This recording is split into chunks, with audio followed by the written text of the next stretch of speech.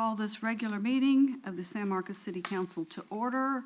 Today is January 7th of 2025. Happy New Year to everybody, and the time is 6 o'clock.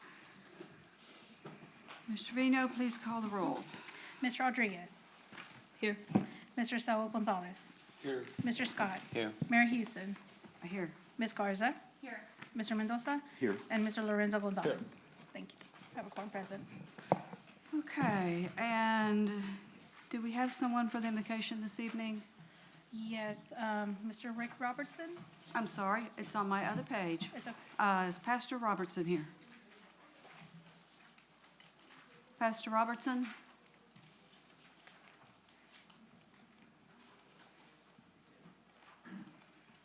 Is Pastor Robertson here? Okay, then we will move on to the pledges of allegiance.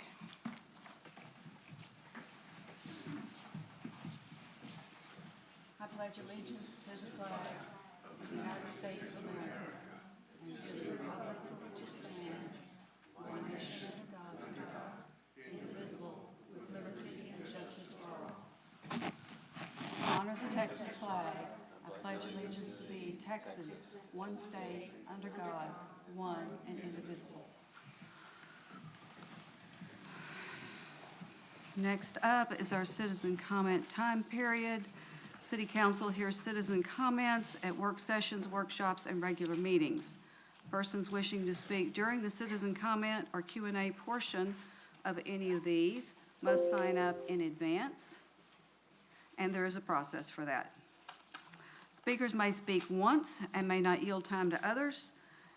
If you speak now about a public hearing topic on tonight's agenda, I ask that you not repeat exactly the same comments again during the public hearing on the same topic. You'll have 3 minutes to speak when you state your name. A timer is displayed on the screen. You'll start in the green. When you're down to yellow, you will have less than 20 seconds. When it's red, your time to speak is up and a bell's going to ring. The mayor and council will endeavor to ensure that meetings are conducted in a courteous manner and an atmosphere free of defamation, intimidation, personal insults, profanity, or threats of violence. If you do any of those, you'll hear the gavel, and at that point, I will ask you to leave the chambers. This is your notice. And I'm going to read several names out so that y'all will know and maybe can start lining up. The first 5 will be Neil Broussard, Lisa Cruz, Corey Schwartz, Casey Baker, and Maxfield Baker. First will be Neil Broussard. I'm sorry if I mispronounced that. Okay. Come on up, and if you will, state your name. When you state your name, that's when the timer will begin. Okay, I'm Neil Broussard, Chairman of the Board of Salvation Army. And first thing I'd like to do is thank the mayor for her support of all the organizations that help in the community. Also, I want to thank the mayor for taking 2 hours out of her busy spare time to ring the bell for the Salvation Army. Thank you very much. We appreciate it. Now to address the issue of this $10,000 that being removed from the Salvation Army, or talked about it, I'd like to say this about it. I'd like the council to understand how the community is going to look at this. If you take this money from the Salvation Army, what you're going to do is the community is going to look at it as you're taking this money to help one person's salary versus a minimum of 40 families that will be helped going to the Salvation Army. And I thank you for this time that you've given me. Next will be Lisa Cruz.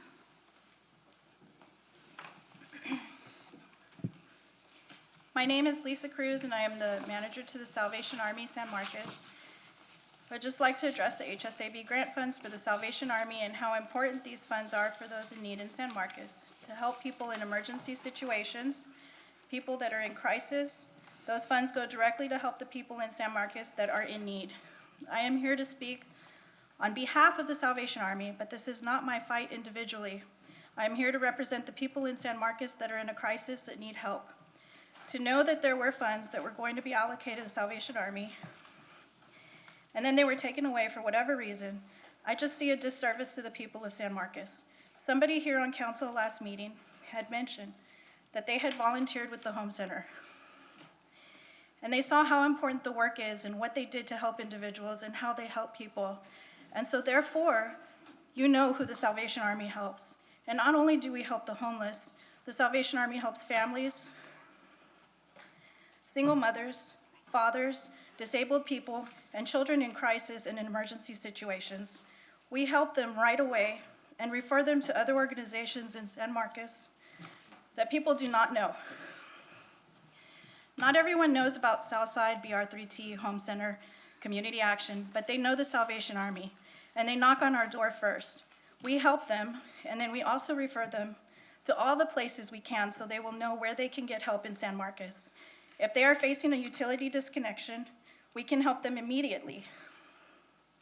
And we give them food, clothing, hygiene, help with IDs, birth certificates, prescriptions, one-time Greyhound transportation, and all kinds of emergency assistance for those in need. Please reconsider giving those funds to the Salvation Army to continue doing the most good in San Marcos. Our next speaker is Corey Schwartz. Corey Schwartz, Mimosa Circle. Good evening, Mayor and Council, and thank you for the opportunity to speak tonight. I'm here to ask that you please approve the full $20,000 Human Services Grant for Home Center, as was recommended by the Human Services Advisory Board last month. Home Center has a proven track record working with clients in San Marcos, and in 2022 became one of the very first advocacy groups in Hays County to use the Homeless Management Information System, HMIS, which is crucial for accessing funding outside of our city borders. Per a conversation with Hannah Durrance, I learned that currently 50 active Home Center client cases are open in HMIS. The case files from past Home Center clients are also still in the system. All of this data is a starting point for any other local agency working to procure benefits for these clients, saving both money and valuable time. Home Center's application states that a portion of the requested funding is specifically to continue to have access to HMIS, as well as to train a peer support specialist in its use. Since Home Center's 3 years of expertise with HMIS also benefits other local agencies who are just beginning to access the system, I consider the recommended funding a very wise use of limited resources.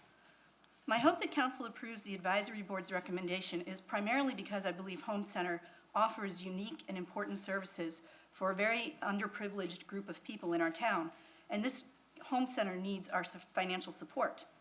However, there's also another reason I ask. The application and vetting process for Human Services grant funding is clearly quite rigorous. And in this case, it followed Council's own written guidelines, particularly regarding local relevance and part-time salaries. Hard calls had to be made, and sadly, some excellent programs could not be fully funded. All the parties, applicants, and advisory board members put in an incredible amount of time, research, and effort into this process. In the absence of compelling new information, I feel that voting to completely overturn one of the board's recommendations is demoralizing for those who have worked so diligently within the guidelines. Opinions will always differ, but based on the metrics presented and the previous discussion in these chambers, I personally don't feel there is a compelling reason to overturn the recommendation. However, if members of council still strongly feel that other groups have been wrongly left out in this funding process, then my suggestion for this year is to direct a small percentage of the funding for every recommended program to those groups. Doing so in an equitable way ensures that all of the recommended programs still receive a meaningful amount of funding. If there are concerns over the vetting process as it occurred this cycle, the guidelines can certainly be revisited for the next funding year.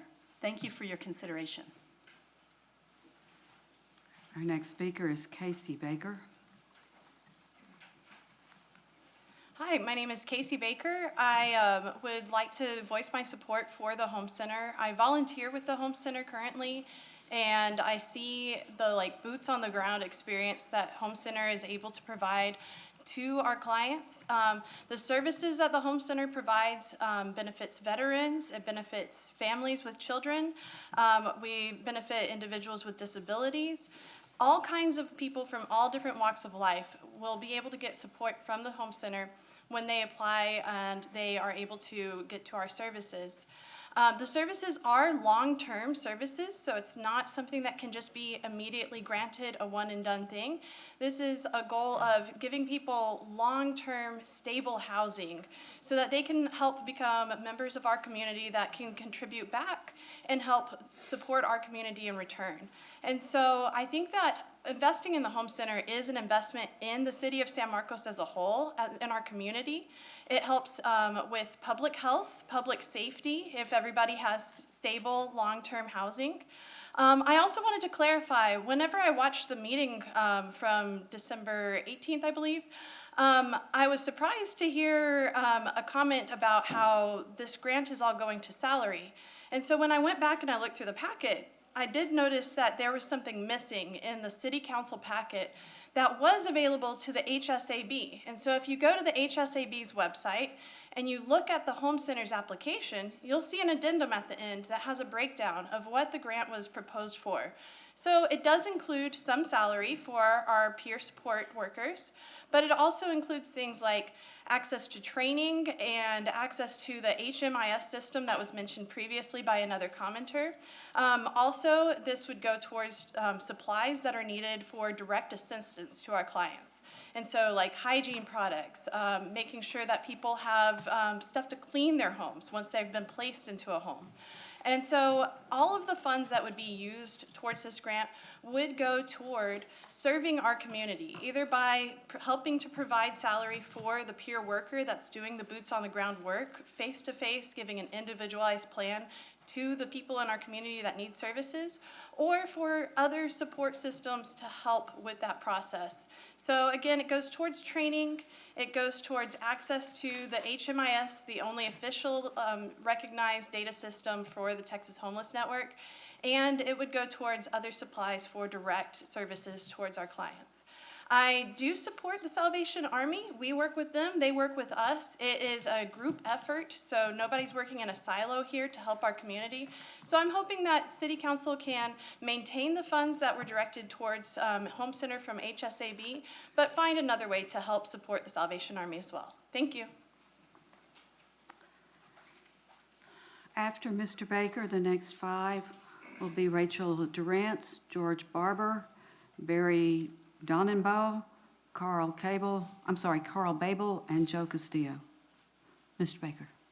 Yeah, man, your job is so much easier when you have such talented speakers right before you. I could just ditto and walk away. They really hit the nail on the head. And many of us have also sent council emails to include the explicit, that we found this on this page, this timestamp, stuff like that. I too wrote you an email.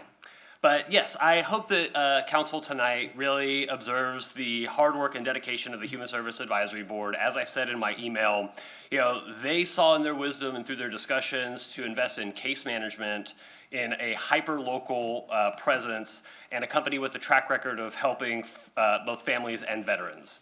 And to me, the thing that I've always loved about Home Center and their goal is that case management aspect. Important one-time things for utilities and stuff like that. Those are necessary for our community, no doubt. But the way that we actually help people climb out of those situations is through case management. And the only way we get there is when we have an organization funded to a level that actually allows them to do that.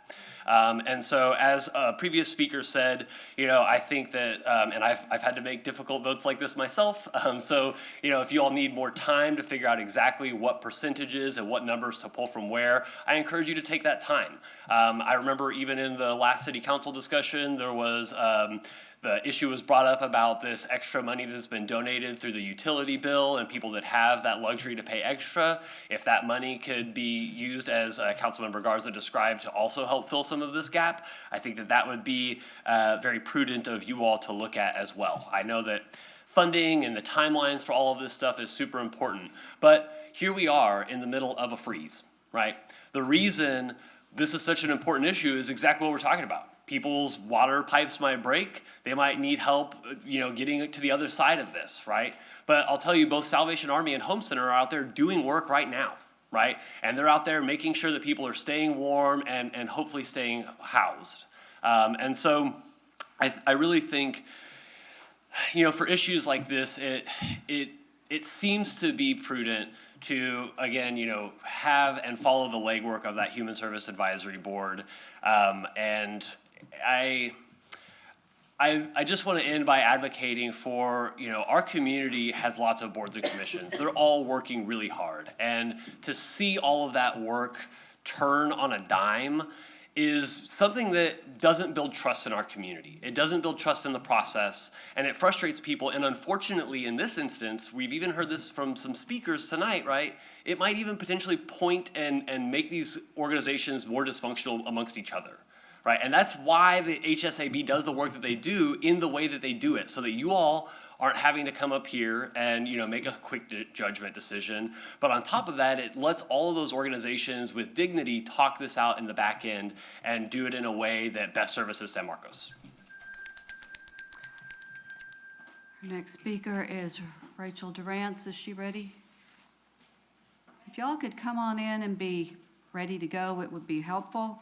That's Rachel Durant, George Barber, Barry Dannenbach, Carl Babel, and Joe Castillo.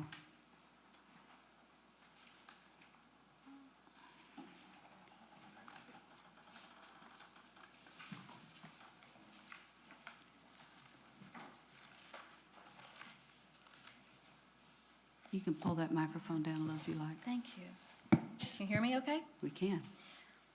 Hi, my name is Hannah Durance. I know y'all announced Rachel. That is my first name, but I go by Hannah, so I prefer that. I want to thank you for your time and allowing me to be here today. So in 2023, Home Center was partnered with BR3T to provide case management to households enrolled in their project. That is a housing support project through local motels. Home Center policies and MOU with the Texas Homeless Network required data entry that utilized homeless management information systems. We've used that system for the past 3 years. This data collection and case management system that tracks client information includes demographic information, services provided, and much more. We entered this information for BR3T in our case managed short-term street outreach shelter project. This HMIS data report shows 206 entries under BR3T's project during that year. These were exited in 2023 when Home Center and BR3T ended our contract with one another. Since that partnership was dissolved, we exited those individuals out of the project, and the data was never fully collected. We then continued to work with the clients that we had entered in HMIS for Home Center specifically. Those remaining remaining who received specific services from Home Center total 198 clients. In 2024, those numbers dropped to only 128 clients. Home Center was not approved for Human Services Advisory Board funding in 2024 because the state filing with the Secretary of State's office had been misplaced by the Comptroller's office. It took us over a year to get that resolved because of the pandemic. They were backlogged and they could not get that information together. We had spoken multiple times with Carol Griffith, letting her know the process, the steps that we were going through, and the challenges we were having with getting this rectified. That funding, this was resolved, and Home Center's business status with the state of Texas was reinstated before last year's funding decision, but the City Council still decided to deny the funds for Home Center. This reduced funding meant a lower operating budget for 2024. We were unable to meet our annual budget goals. We have operated since June 2024 with only volunteers. Volunteers conducting case management and in-home support to clients has equaled 1,458 hours. Paid case management hours were only 1,040 hours. So if the 2,458 hours of 1 minute case management, so of the 2,458 hours of case management, peer support, and home visits, less than half of those hours were paid hours. Direct services to clients came to $36,176.39 from current calculations reviewed by our bookkeeper. And your time is up. Next speaker is George Barber. I just want to let everybody know that Home Center is different than any other program I've been involved with before. It does more than house people. It saved my life, and I had stage 4 cirrhosis of the liver. I had congestive heart failure, and I was in desperate need of medical attention when I got into this program.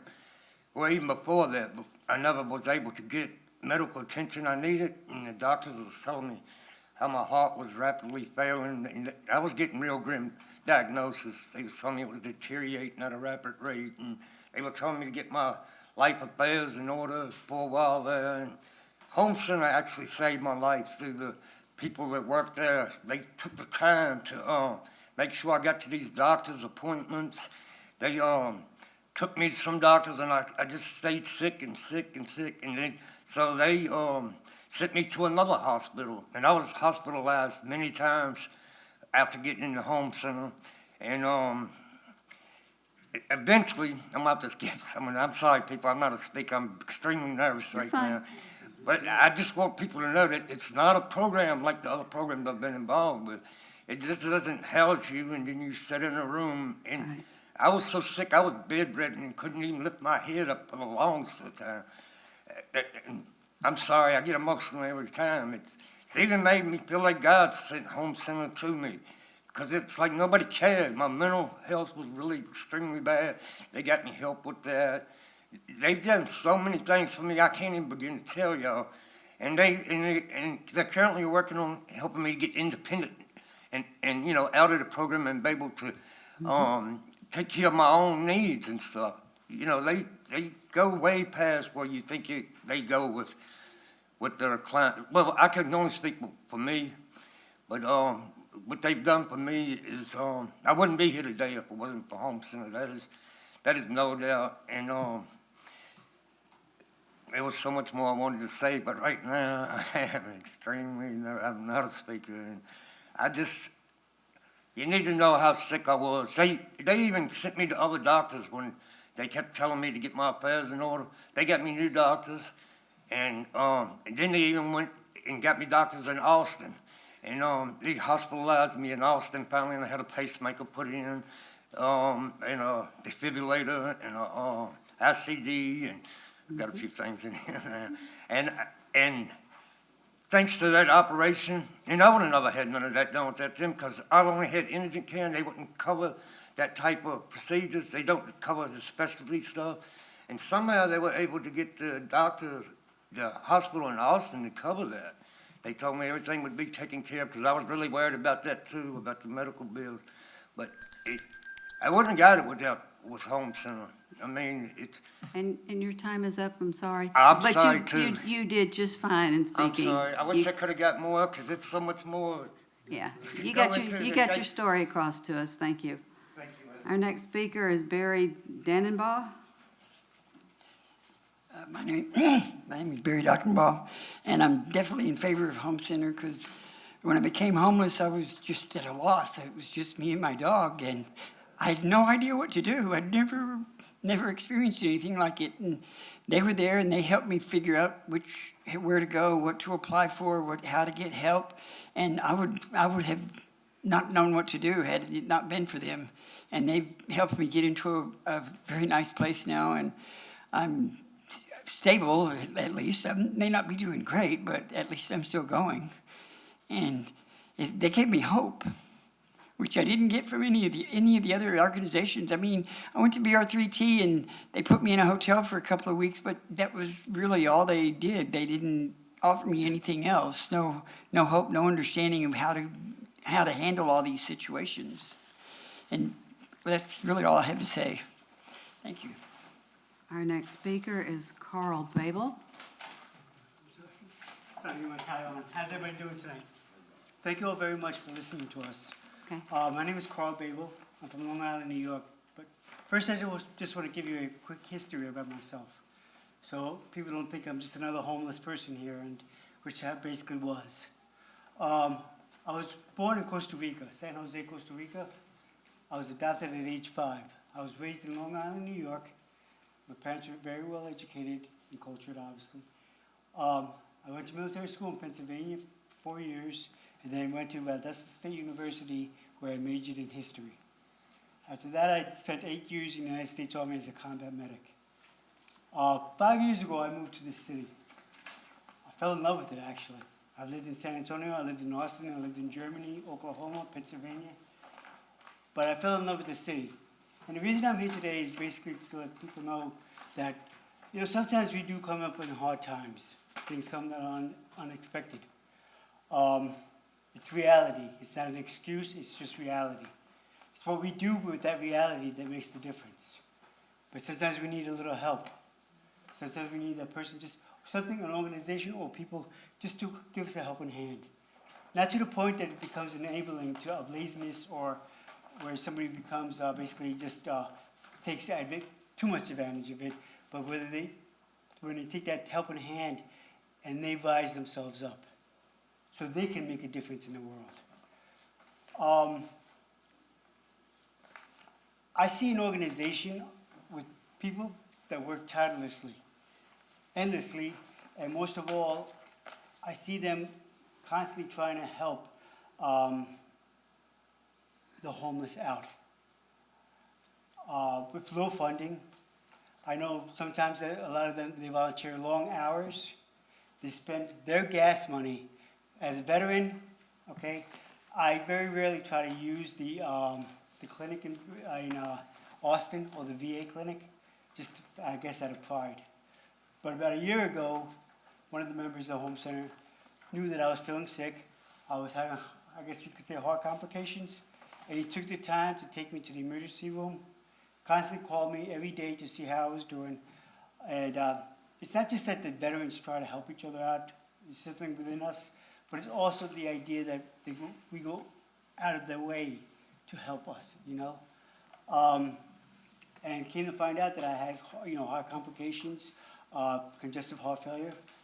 And if it wasn't for him, I don't know where I would be right now. I see Hannah constantly looking, you know, for the homeless, talking to them, helping them out in this cold weather. It's like people, if you have power, prestige, fame, you can make a difference in the world where it's so much more easier. But it's the people, your everyday people, that maybe make below the minimum wage, you know, below the annual salary, you know what I'm saying? It's those people that aren't heard, the people that you don't really see. Those people that try to voice, that try to make a difference, that work tirelessly, that know that at the end of the day they're going to be exhausted, but they're making a difference in the world. And that's important because I see the homeless. I've been homeless. I'm sorry? Ooh, I didn't get a little ring of the bell. It did. I've let you I'm talk so a little sorry. longer. Anyways, thank you all very much. Thank you for telling your story. Joe Castillo. After Joe Castillo will be Jingyu Lau, James Reese, Joanne Parsons, and Billy Ray Callahan. Mr. Castillo. And each time, if you'll state your name when you get to the microphone. Yeah, my name's Joe Castillo. I'm the Vice President for Nosotros La Gente, an organization that's been around since 1996. And due to an increase in rent requests, utility assistance, the organization decided to submit 3 applications this year to the Human Services Advisory Board, one for our SHOE program, our COATS program, and obviously emergency assistance. During my presentation, I kind of got a feel from the Human Services Advisory Board that they weren't really supportive of the emergency assistance program. So when I left, I told them that, you know, that's fine, but if they could really, you know, continue to fund our SHOE and COAST program, that's our priority for our organization. But that, and then of course our organization does receive funding from the county to provide medical, funeral, rent, and utility assistance for Hays County residents. So it kind of restricts us of, you know, for residents that part of the city of San Marcos but live outside of Hays County, you know, we really can't help them very much at all. So, but that was my whole point. And usually whenever we do get requests, we approve the request within 3 to 5 business days. I know that's been an issue with some of the other organizations that get funding, that it takes them a month. So, you know, when people make requests to any of us agencies, I mean, people are very humble. They don't want to make those requests and wait a month. I mean, by that time it's too late. So, anybody that gets funding needs to do a quick turnaround as far as approving progress. But I want to thank the council for letting me speak to you tonight, and appreciate it. Thank you. I'm probably mispronouncing this, but Jingyu Lao? I'll circle back. Oh, okay, if you'll come to the microphone at the podium right over here.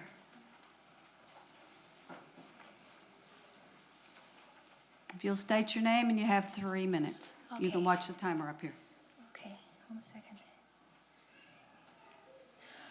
So, good evening, everyone, esteemed council members and members of the community. My name is Jingyu Liu, and I'm here today to respectfully request that the demolishing permit for 734 Valley Street be granted without the 90-day extension. Today will be appeal hearing for that. The item will be 12. My husband David Zhang and I, we own 734 Valley LLC. The LLC owns 734 Valley Street together. We believe that granting this permit is not only without extension is not only essential for our family's future, but also serve the best interest of the broader community. First and foremost, there is no evidence to suggest that the current structure holds any historical significance. The building is in the state of disrepair and frankly offers no real benefit to the public. Beyond that, it has become a site for illegal dumping, which we have been working very hard by installing a fence and cleaning up the waste left by others. This action has been taken at our own expenses, and unfortunately, we are left with only the financial burden of the property tax and the trash removal without any means of generating income from the land. Our family is facing significant financial strain without being able to move forward with this development. We find ourselves unable to improve the property or contribute meaningfully to the neighborhood. The design we have proposed, no more than 8 units, has been thoughtfully developed with input from an experienced architect and is fully in line with the scale of the neighborhood. We do not intend to disrupt the community, but rather to enhance it in a way that is respectful of his character. We have also made the effort to sit down with some permit department officers to understand the unique characteristics of this neighborhood, and our design reflects of the neighborhood and a careful consideration of the city goals and the needs of the neighbors.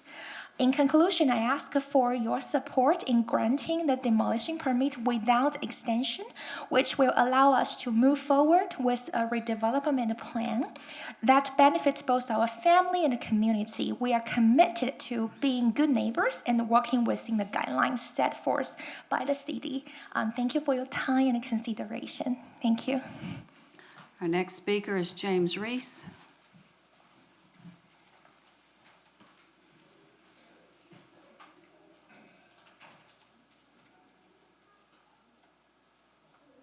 I think, yeah, he's coming in the other door. I'll let you, ma'am. Thank you. Just want you to know I'm here. Hi, my name is James Reese. I'm here to speak against item number 10 on your city council agenda tonight. Consideration of approval of a request by one Michael de la Cruz on behalf of Bird Dog San Marcos LLC for a license agreement to allow a sign, to be a private sign, to be located within a public utility easement according to the city of San Marcos. However, it's not a public utility easement, it's a public right-of-way for which a certain public utility has a right of being in that property. However, a private entity for private purposes has no right or authority to be located upon a public right-of-way, nor does the city have any authority under state or federal law whatsoever to allow or to create such a license for the use and occupation of public right-of-way for such private purposes. The city says this license agreement request is to allow an existing sign to be located within a public utility easement. So the sign's already there, and the city knows that it's been there for some time. The sign, however, is not a public utility. It's a private sign owned by a private business. The city says this issue at hand is the alteration of the sign. However, the real issue at hand, which the city is not disclosing, is that the sign does not belong in the public right-of-way, and the city holds no authority to allow the sign to remain there. Rather, the city holds a duty to remove the sign from the publicly owned right-of-way. I've previously given you all notice of this ongoing scheme whereby the city claims authority under its self-enactment of an ordinance, 74.027, by means of a two-page letter delivered to you all, copied to everybody here in city government, October 14th of 2021. The city ordinance claims title and ownership of our publicly owned streets, which, as a matter of law, in fact, does not exist. And y'all's counsel here, your city attorney, is well briefed in the law that pretty much well prohibits any such claim made by the city. The letter to you all raised how you do not hold title to our public right-of-way, nor do you hold authority to grant a license that conveys our streets, publicly owned streets, to private entities for non-governmental purposes. Do this and you get sued. This ongoing scheme is going to be the nucleus of what you get in return for a lawsuit. You make your decision, I've made mine. Our next speaker is Joanne Parsons. Hello, I'm Joanne Parsons. I'm the president of the Calaboose African American History Museum, and I do live in the Dunbar neighborhood. It has come to my attention the importance of clarifying our position regarding the demolition of what I know as the Armstead Arms property in the Dunbar neighborhood. Although we are interested in preserving the integrity of our community, we do not, nor have we given permission for anyone to use our name in a letter or petition or any form of communication to come against the demolition of this property. The way the board works is we vote on all decisions made. This matter has nothing to do with the operations of the museum and therefore has not been voted on.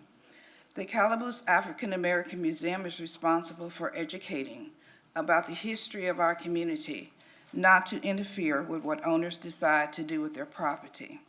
I hope this clears up any confusion regarding our position in this matter, and I pray that you allow the owner to continue with what they feel is best decision for their property. If you have any questions or concerns, please contact me through the Calaboose website or email. Thank you for the opportunity to speak on this matter. Our next speaker is Billy Ray Callahan. Hello, my name is Billy Ray Callahan, live at 747th Street here in San Marcos, Texas. And it's been brought to my attention that there is going to be a non-consent agenda on item 13, which is right in tune to what's in your package.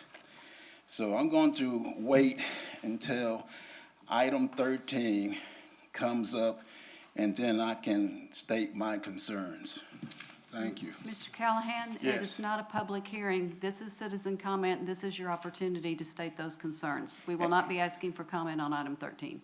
Oh, you're not going to be having that brought up No, sir, it's- this evening? It's being brought up this evening. You will not be able to speak at that time as a public hearing because it's not a public hearing. You have time to speak on it now. Very well. In your package, well, first of all, David Zings is the owner of the Armstead Apartments. And his wife is an Oriental woman whose name I still cannot pronounce. Now, since he has made an appeal to the 90-day delay until April the 1st of this year, I would like to bring to his attention that in your package, you have a petition here which states, stop the gentrification of high property taxes in San Marcos. Because as you well know, the Texas State University is not paying no property taxes. And every time a developer comes to San Marcos, buy a property without bothering to know the history of that site, then the next thing I know, my property taxes are going up when Texas State University don't pay no property taxes. So I got the petitions, I got the names, and if he's going to appeal, then I have no choice but to take him to court, because you're supposed to check out the history of the site that you're buying. You just don't buy it, tear it down, and put whatever you want up there. Now, I have a solution, and that solution will be presented at the Historical Preservation Commission coming up on January the 9th, where all will be there. Thank you. I'll see you then. Our next speakers will be, in this order, Diana Breedlove, Yancy Arvalo, Shatay Ashford Hansard, Darla Munoz, James Summers, and Alyssa Ramirez. Hello, and thank you for your time tonight. My name is Diane Breedlove, and I represent Schoolfield. And I came to say publicly thank you to the Human Services Advisory Board for the months of work they put in evaluating the many applications they had for a grant. I appreciated the openness and the criteria published ahead of time that made it easy to apply and understand what was required. I also want to thank City Council for your ongoing support for Schoolfield. Schoolfield is in our 11th year of providing for kids who need weekend food support to be successful at school. This year, we are serving about 1,300 children every weekend of the school year for kindergarten through high school. It's been with your help that we've been able to grow. We continue to do our work all as volunteers. We have no employees. We have very little overhead because we are housed in an unused school. And many of our services are provided by local businesses. So all the money that we receive in grants from you is used to purchase food for hungry school children. Thank you for your time. Our next speaker is Yancy Arvalo.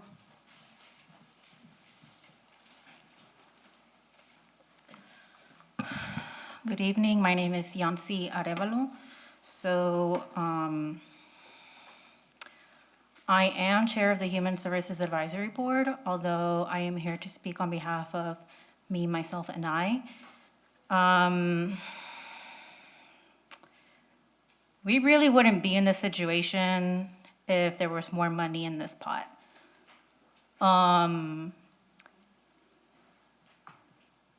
The $500,000 that we get in grant money for the board to distribute among organizations who apply, based on tonight, is not enough. You know, we need more money to be put into our communities through organizations that actually are doing the work. You know, whether it be Salvation Army or Nosotros La Gente or the Home Center. All these organizations who apply are important to our community. They are helping the people of San Marcos. And so, Alyssa mentioned it last time. There is a process, right? And so what kind of precedent are you setting for organizations who are upset at, you know, they didn't get the money they wanted, they didn't get any money, for them to come and object? What kind of precedent is it setting for next year, right? If an organization is unhappy with what they got, they can come and complain at city council and, you know, get money. Right? It's in the rules itself. We, as a board, I believe we followed all the guidelines and all the rules that are set on us by city council. And so it's really frustrating to see, based on last city council meeting, and however this one will go, for city council themselves to not follow these guidelines.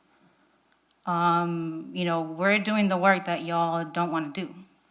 And so it, you know, a couple of commenters said it already, it's demoralizing, it's frustrating. Yes, it's very frustrating for me to put in the work and then for it to all be undone in one meeting. And it really sets back the whole funding schedule, right? These organizations, and this money is not set, right? It's not finalized. But whatever money that organizations are getting, now it's all being set back. You know, I can imagine it's frustrating for them as well. And not everyone is able to come in and speak. So thank you for your time. Our next speaker is Shatay Ashford Hansard.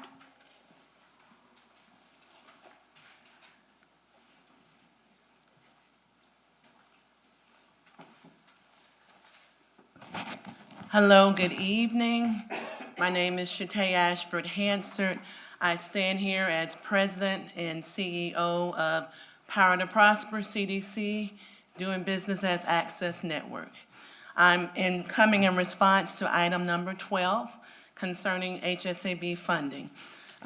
Just to share a little bit about what is Access, we've been offering free or donation-based summer camps that's been funded through the city, HSAB specifically since 2022. And as a part of that, I think the biggest impact that we've provided related to serving the San Marcos community directly. Being housed in San Marcos at the corner of Guadalupe and MLK. In 2022, we served 69. In 2023, we served 30, so our funding was cut to 16,000.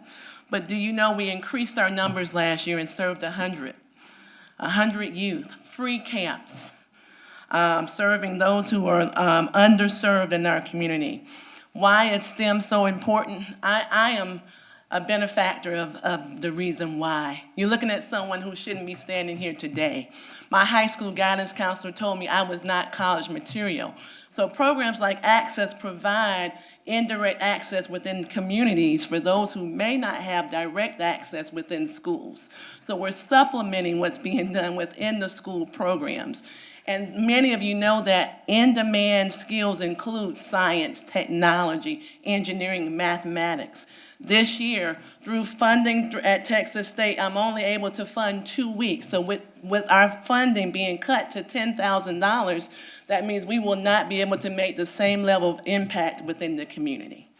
And so many people know that research funding is much different than programmatic funding. And in light of State Bill 17, we are dependent upon the funding from the city, which I've communicated to funders such as the National Science Foundation, that we're utilizing city funds to stabilize and sustain our program within the community. And so I stand here passionately because I and my board members, I'm not alone, thank God. I couldn't do it by myself. But personally, we've taken money out of our own pockets to fund this program. We're a very grassroots level organization. We're not the most popular people. We're not as connected into the cliques and different groups within the community because we work hard. And we're just doing our work, but we're supportive. But what I will say is this. If taking the $10,000 from Access will fund the Salvation Army, will fund others, then if that is the decision that is best for the needs of our community, we'll stand by that because we're committed to helping the needs of our community. Thank you very much. Our next speaker is Darla Munoz. to be followed by James Summers and Alyssa Ramirez.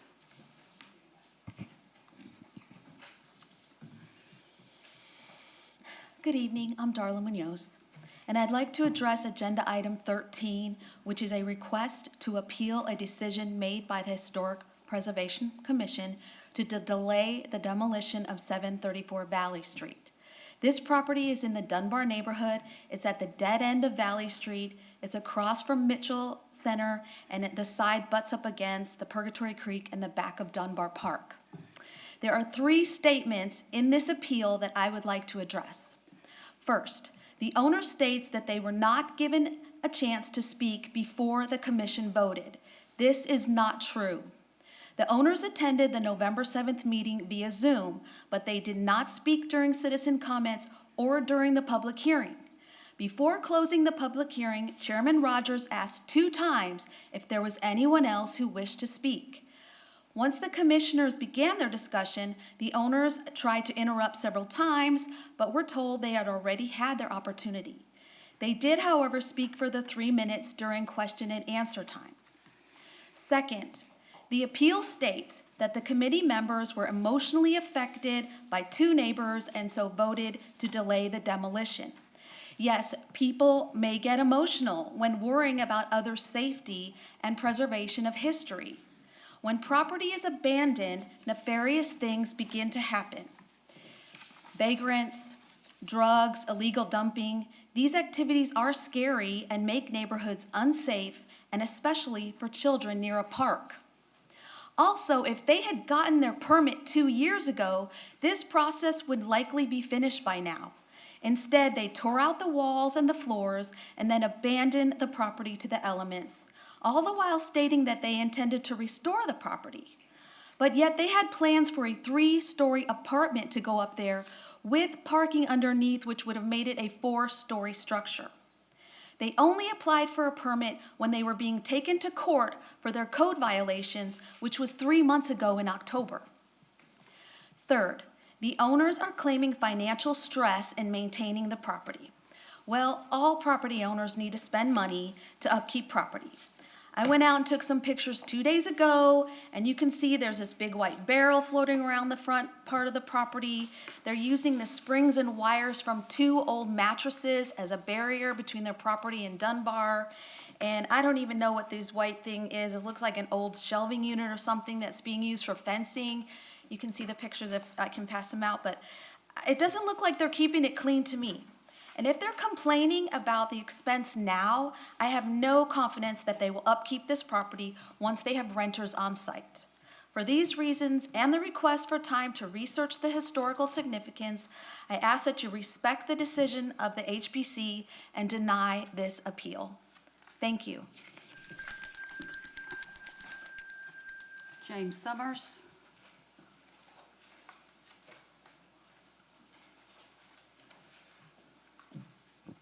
Hello, my name is James Summers. In the interest of full disclosure, I'm the chairman of your Veterans Advisory Board, and I also serve as a volunteer on the board of Home Center. I'm not here tonight to speak on behalf of either of those committees, organizations. I'm just here to communicate what I know about homelessness and housing insecurity and the years that I've been sort of volunteering. Policy solutions work best when you treat people's problems rather than people as problems. And solving homelessness and housing insecurity is, in my experience, both simple and complex. I work for the state of Texas as an insurance regulator. My job is to go into insurance companies, both large and really huge, and evaluate systems and processes. I take a lot of complicated information, evaluate it, and then make a judgment on that information. I sort of take that background and I've applied it to what I've been learning in the process of volunteering for both of those. I've talked to police, I've talked to homeless people themselves, I've talked to activists, I've talked to caseworkers, and the secret is just people who care helping people who need. That's it. whatever your decision tonight as to who gets what money, that's what you need to consider, helping people's problems. It's an easy ask to ask for, put somebody up in a hotel for a night or a month. That's an easy thing to get, but it doesn't solve a wider problem. It's like treating a symptom rather than treating a disease. One salaried caseworker can help between 20 to 40 people in any given month. And that's not just 20 to 40 people, that's 20 to 40 families that need various levels of support. People's needs are as varied as people themselves. Some people just need to get their car fixed so they can keep their job, so they can keep their apartment. Help them with the car once and that's it. Some people need help with all sorts of complicated services and applications to solve their problems. You've heard a couple of people come up here tonight saying that exact thing. Pay for caseworkers. In short, my estimate is that you need somewhere between 4 to 10 professional caseworkers. That is the depth of need within the community. It's not really met. And in my last bit, I will tell you as the city council, coordinate a little bit more with your neighboring cities as well as the county. I don't see a level of coordination there, and we sit in between two giants that can help us out. I wish I had more time, but thank you. Our last speaker is Alyssa Ramirez. Hello, good evening. My name is Elisa Ramirez. I am here as a community member and also a volunteer with Home Center. I guess my comment is twofold. First, I would like to reiterate the importance, as it has already been stated tonight, of a body such as the Human Services Advisory Board. These boards and commissions are put into place to do some heavy lifting, to do the work of researching and understanding the true needs in the community, and give those recommendations to council, just like city staff does with lots of other things. It is very important that the original recommendations from the Human Services Advisory Board are honored. These types of checks and balances are what make a successful and effective local city government. And so I strongly feel that those recommendations should be abided by. The other part is the work that Home Center has done and continues to do in this community. I have seen it firsthand as a volunteer and in my professional work, the scope and impact that the Home Center has had here on this community.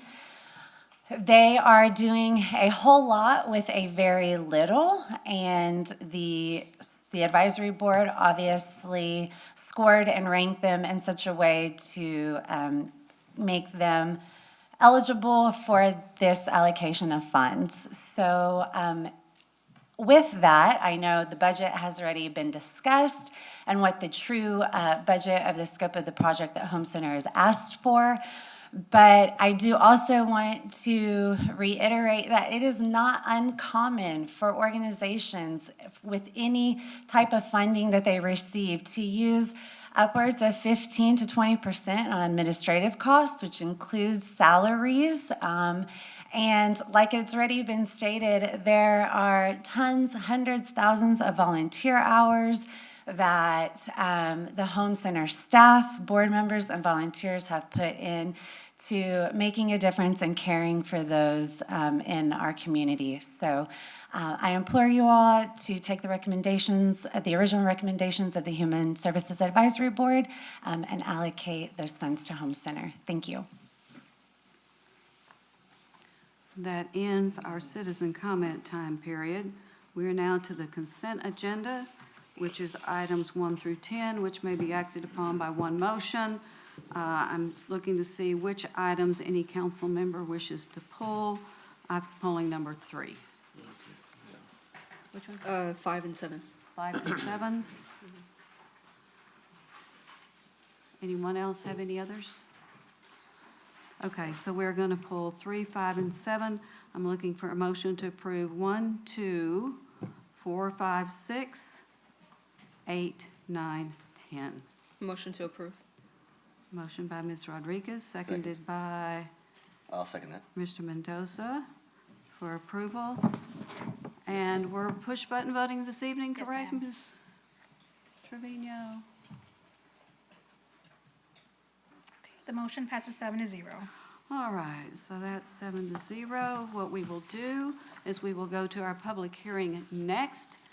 We only have one this evening, and then we will come back to the items that were pulled. So would you read the caption on item 11, please, ma'am? Yes, ma'am. Hold a public hearing, consider approval of ordinance 2025-01, amending the city's development code and associated design manual to, among other things, align terminology with the changes made through ordinance number 2023-71, which adopted the Vision SMTX comprehensive plan, providing a savings clause, providing the appeal of any conflicting provisions, and declaring an effective date, and consider approval of ordinance 2025-01 on the first of two readings.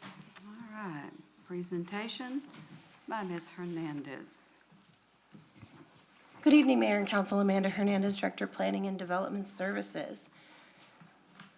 Give me just 1 second. I was not ready for y'all to move here so quickly. Oh.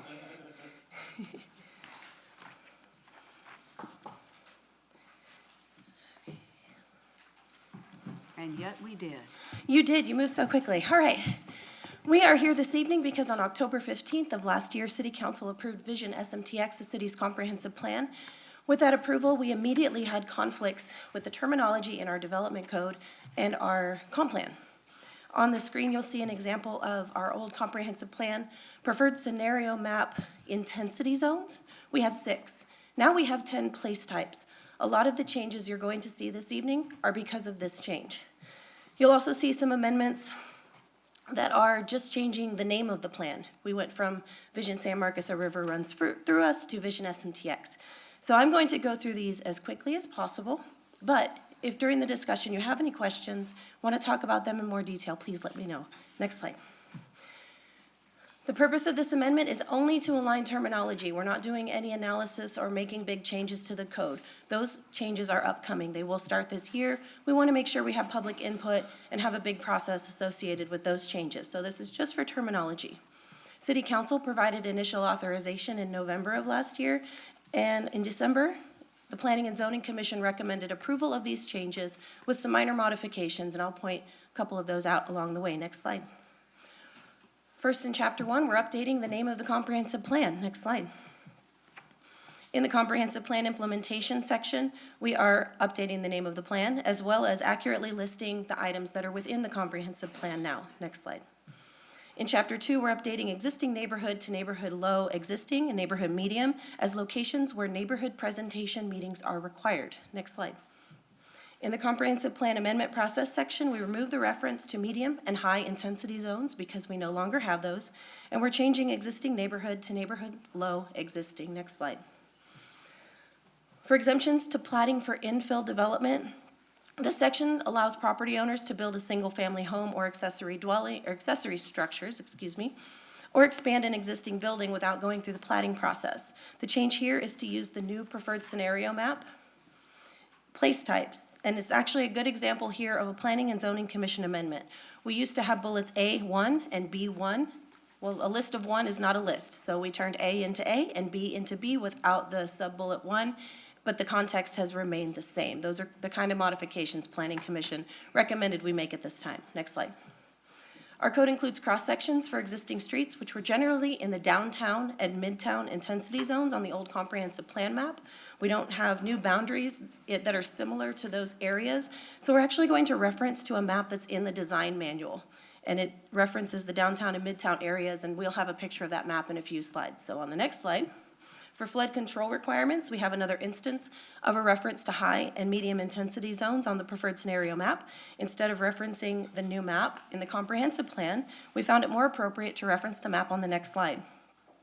This map is the urban stormwater management district boundary, and these areas actually mostly mirror the high intensity zones on the old comprehensive plan preferred scenario map. And we'll reference this map again later. So we are actually trying to find standard references that we can make throughout the document as well. Next slide. Again, in the Parks and Open Space section, instead of referring to the comp plan map, we want to refer to the design manual map. Next slide. And here is that map. Shows the downtown area, which goes from the University to I-35, as well as the Midtown District, which is over Springtown area. Next slide. In the Comprehensive Plan Preferred Scenario section of the code, we copied and pasted text from the brand-new Comprehensive Plan. Next slide. One action that City Council already took, and we just wanted to show it for transparency purposes, is that this old table, 4.1, will be exchanged with the next slide. The new table is more detailed, and you'll actually see in upcoming slides, I'm going to reference this table a lot. Since this table is so detailed, we found it more appropriate to link back to this table instead of linking to the Comprehensive Plan and Preferred Scenario map. Next slide. Of course, we need to replace the actual map with the next slide. This is the map. We are going to zoom and make it look nicer than what it looks like on this screen. It will not be legible in the code, but it never really was. So we will have an online version of the map as well as staff being available for anyone who has questions about the preferred scenario map as it relates to their property or their neighborhood. Next slide. Moving on to sections of the code that discuss zoning districts, this change is simply simplifying the language about where conventional zoning districts should be applied. Instead of saying existing neighborhood areas, which is not a term we use anymore, we're just going to say areas. Next slide. Here we're pointing out that those wishing to zone neighborhood districts have to refer to that new table 4.1. And again, we're doing the same simplification in this section as well. Next slide. Within the neighborhood commercial intent statement, we began removing old comprehensive plan terminology, realized that the two sentences didn't make any sense, so we rewrote them, but we did not change the intent of this zoning district in that rewrite. All of the same information is there. Next slide. This slide is in reference to the single-family preservation buffer, which is a tool in our code that is intended to protect our single-family neighborhoods. This change is from existing neighborhood to neighborhood low existing. Next slide. Another reference back to table 4.1 can be found here, and this is for character district zoning change requests. Next slide. Planning area district is a zoning district where the intent statement needed to be modified, and actually the removal of the first sentence was the easiest way to update this without actually taking away any of the intent and only removing the references to the old comprehensive plan. Next slide. This change again is only removing a reference to the old preferred scenario map. Next slide. Here's another change, only updates the reference from intensity zones, high, medium intensity zones in existing neighborhood, to change high to mixed use medium, medium to mixed use low, and existing neighborhood to neighborhood low, medium, and high, which is a little bit more complicated than some of the others that we've done, but this has to do with affordable housing. It was intended to be kind of broad in the previous comprehensive plan and code, so we wanted to maintain a broad swath of where this can be requested. Next slide. For residential infill compatibility, existing neighborhood was changed to neighborhood low existing and new to ensure development is compatible no matter where it's located. Next slide. The change on this screen to where and how planning area district is regulated was approved with the comprehensive plan ordinance, so this addition is only for informational purposes. Next slide. Here's another change in planning area district that directs people to table 4.1 so they know where they can request a planning area district. Next slide. This is another change from existing neighborhood to neighborhood low existing for planning area district. Next slide. We saw this map earlier in our Chapter 3 edits, so here's another similar update to point users to the appropriate boundaries for the urban stormwater management district. Next slide. Here's another simple change from existing neighborhood to neighborhood low existing and new, but also a change we haven't seen on our previous slides is a change from open space, which was the old designation, to our new conservation cluster place type. Next slide. On this slide and the next slide, we're in the definitions section where we are only updating the name of the comprehensive plan. Next slide. We are now into our design manual, which is more of a guidebook that accompanies our code. First, we're updating the intensity zones to place types as we did in the code sections. Next slide. Here, we're just removing the term intensity zone, and a replacement term is not required or necessary. Next slide. Another term we updated in the comprehensive plan, we don't say neighborhood centers anymore, we say community centers. So that is this change. Next slide. This is another example of changing intensity zones to areas, and it serves the same purpose in the sentence. Next slide. Another terminology change, we now call East Village a regional center, so we wanted to reflect that it is a regional center in this section of the design manual. Next slide. In streetscapes, we're changing intensity zones to areas again. And on the next slide, on December 10th, the Planning and Zoning Commission considered these amendments and unanimously recommended approval. They offered some minor amendments, one of which I referenced in my presentation. None of the modifications were substantial enough to warrant discussion or any amendments to the main motion at Planning and Zoning Commission. Staff went ahead and incorporated all of those minor modifications into this presentation that was provided to council this evening, and staff recommends approval of the Development Code amendments as presented. That concludes my presentation. Thank you. And now I will open the public hearing and ask if there's anyone here who, I don't show anyone signed up, is that correct? Okay, we don't have anybody signed up. Is there anybody here who wishes to speak for, against, or about any of these items that Ms. Hernandez just covered?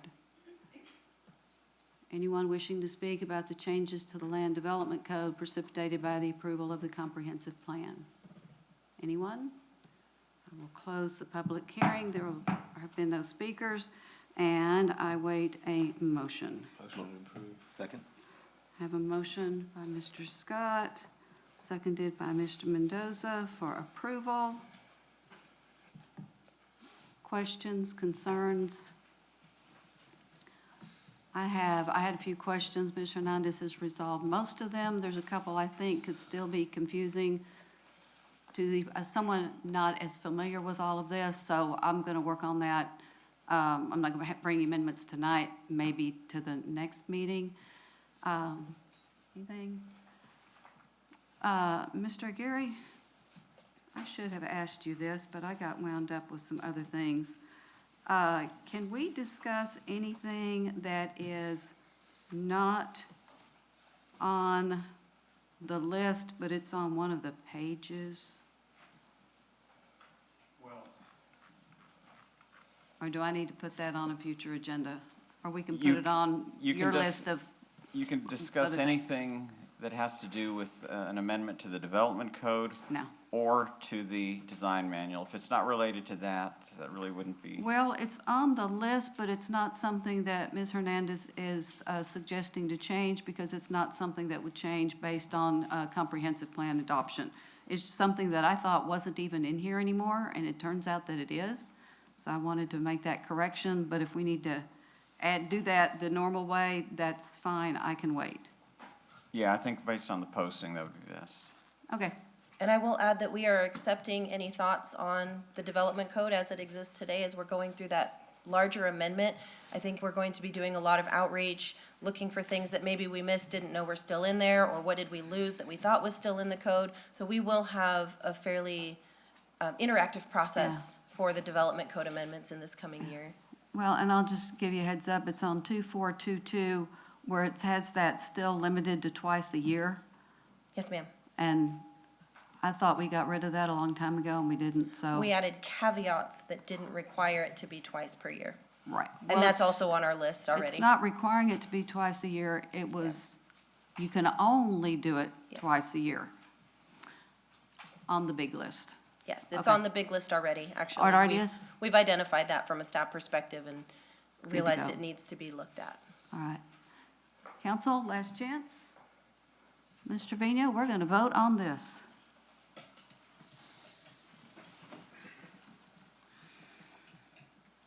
Okay, the motion passes 7-0. Okay, so that takes us back to the items that we pulled from the consent agenda. Council, do y'all want to take a break now or move forward with at least one of them? I'll take a break. Yes. All right, we will take a break. If you will be back in your seats at 7:25 by that clock up there.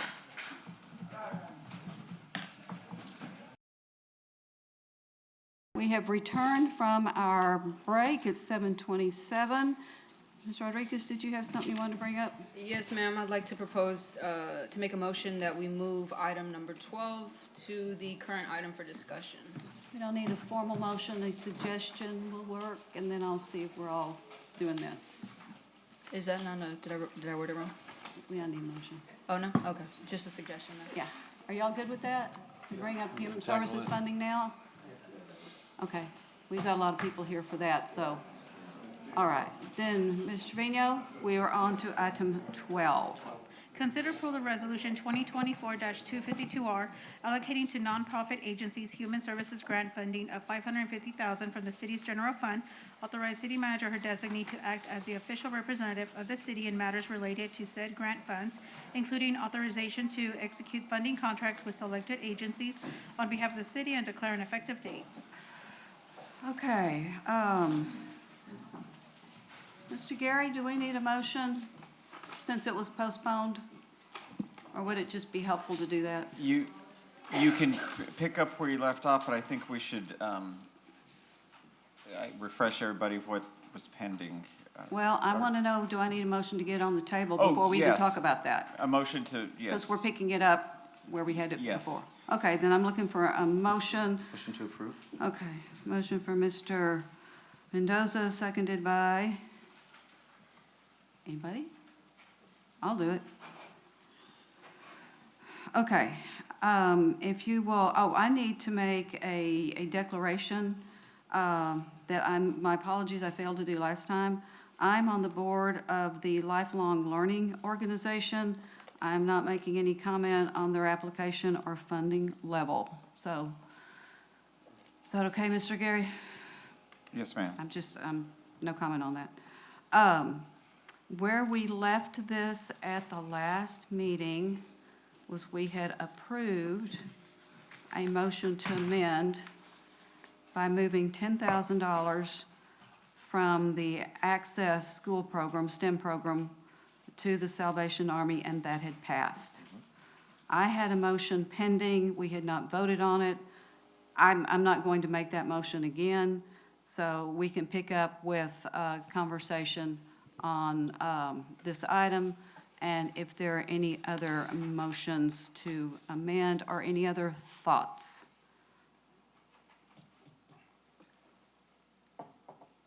Mayor, Mr. Gonzalez? in the problem is I don't know where to get the money from, but for Home Center, I wanted to bring it back up a little bit, but like I said, They're still at 20. you know, There Well, has been they no were- change. okay. How about the youth service bureau, YSB. well, yeah, anything can be done there as well, Mayor, those programs, there's. We such have a balanced budget here. And just for everybody who might not know, the requests were twice what the dollars were that we had to allocate. And so that's why not everyone could get the dollars that they wanted, is we just didn't have the dollars there. So, if you want to add to one, you've got to take away from others unless we have another thought.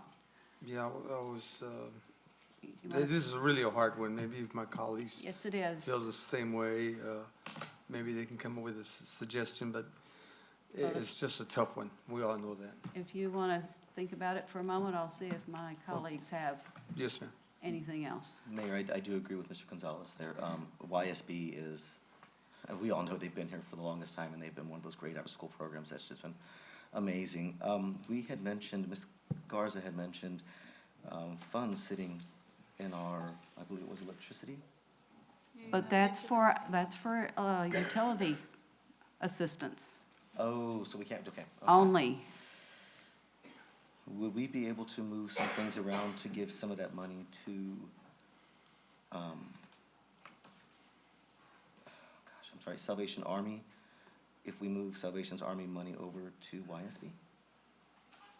Salvation Army originally, and let me start over here. 150. I want to thank the board of the Human Services Advisory Board. That is one of the most intense boards that we have. They get in and they meet, Ms. Griffith, is it weekly for weeks? For 4 months, and they really, they talk this through. I personally did watch several of the meetings when they were making their decisions, and I looked at the minutes. One of the things that I just want to make note of is that when I started watching it, that the Salvation Army had been assigned $10,000. And then later, and I think I mentioned this last time, at a following meeting, the board decided to move that money from Salvation Army to Home Center. And there was something said about, well, they're local and they know more about our local needs or something like that. No argument that a Home Center is local and they know.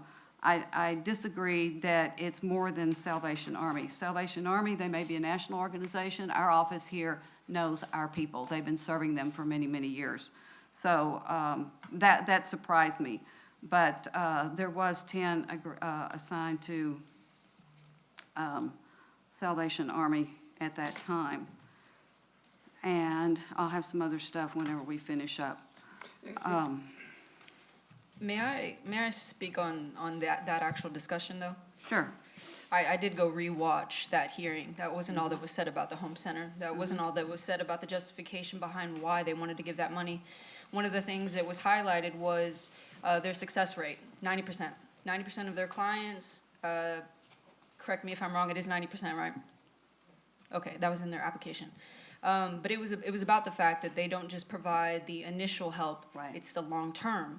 The long The term case management. is what we really struggle finding. Right. I mean, so it was much more outside of just that simple.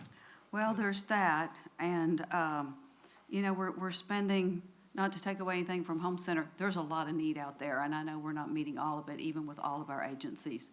But we did increase, before you got here, we gave Southside Community Center a substantial amount of funds, specifically to do the case management, so that we're helping people hopefully come to a better place, not just, there's food, a hotel stay, et cetera. And so that's where we've spent a lot of money there. So I know Home Center does it. I know they do a lot. I'm not saying they don't, but that was part of the deal. But you'll notice I don't have a motion on the table right now. Hey, I'm not complaining about that. That's why I was think quiet. it's important to note that the Home Center has historically, like their outreach has been to a lot of individuals who are like very chronically houseless and who other entities like perhaps haven't had that opportunity to establish rapport with. I mean, we've had people from the other entities as well, Southside, BR3T especially, like say that the case management for their clientele is very different. So I think it's important to add that, just. And the reason I talked about YSB also is you're getting those kids when they're younger. And I think we can mold them and they can be more successful with the more when they get what's the word I'm looking for? Good start in life? Yeah, I think that's what you should get them when they're small and young, and tell them they can succeed or whatever else, help them succeed. For sure, but I mean, we also heard from Access Network, who had relatively the same benefit, going to kids who hadn't previously received some of those services, and are now, they're getting them, and for free. Actually, so speaking of So- access. I wasn't finished. Oh, okay, go ahead. Now they're getting them for free, so, I agree with you, but it's just, that was our justification and rationale the last time we pulled the money. So, Mr. Gonzalez, that's great, you're speaking of YSB. So being as the only STEM person on here. Excuse me? Oh, I'm sorry, I'm so sorry, you are correct. You are the current STEM person, my apologies. The only current STEM person here, My background is in apologies. quantitative research, just FYI. But CCNI, CCNP, ICIP, Yeah. completely IT, got you. And currently using it, by the way. STEM research, like I explained to the young lady who was here, we are able to actually go ahead and provide funding for them. And she agreed with me 1,000%, that we need funding from them done by corporations. Now, YSB can't get corporate funds like that, like you can through Cisco Systems, Dell, and things like that, who are IT companies who provide billions of dollars, and I can attest to that, because my company gives $525 million a year to STEM programs throughout the whole world. She agreed, sitting right up there, that when it comes to, and she announced it to us, when it comes to direct funding like Salvation Army Home Center, She was more than happy for that fund to go there, which is the part that was really confusing to me. And I want to ask this, in private, I guess, as to how, you said you had watched the meetings, how did they come to the conclusion of giving money to Access over a direct funding like Salvation Army?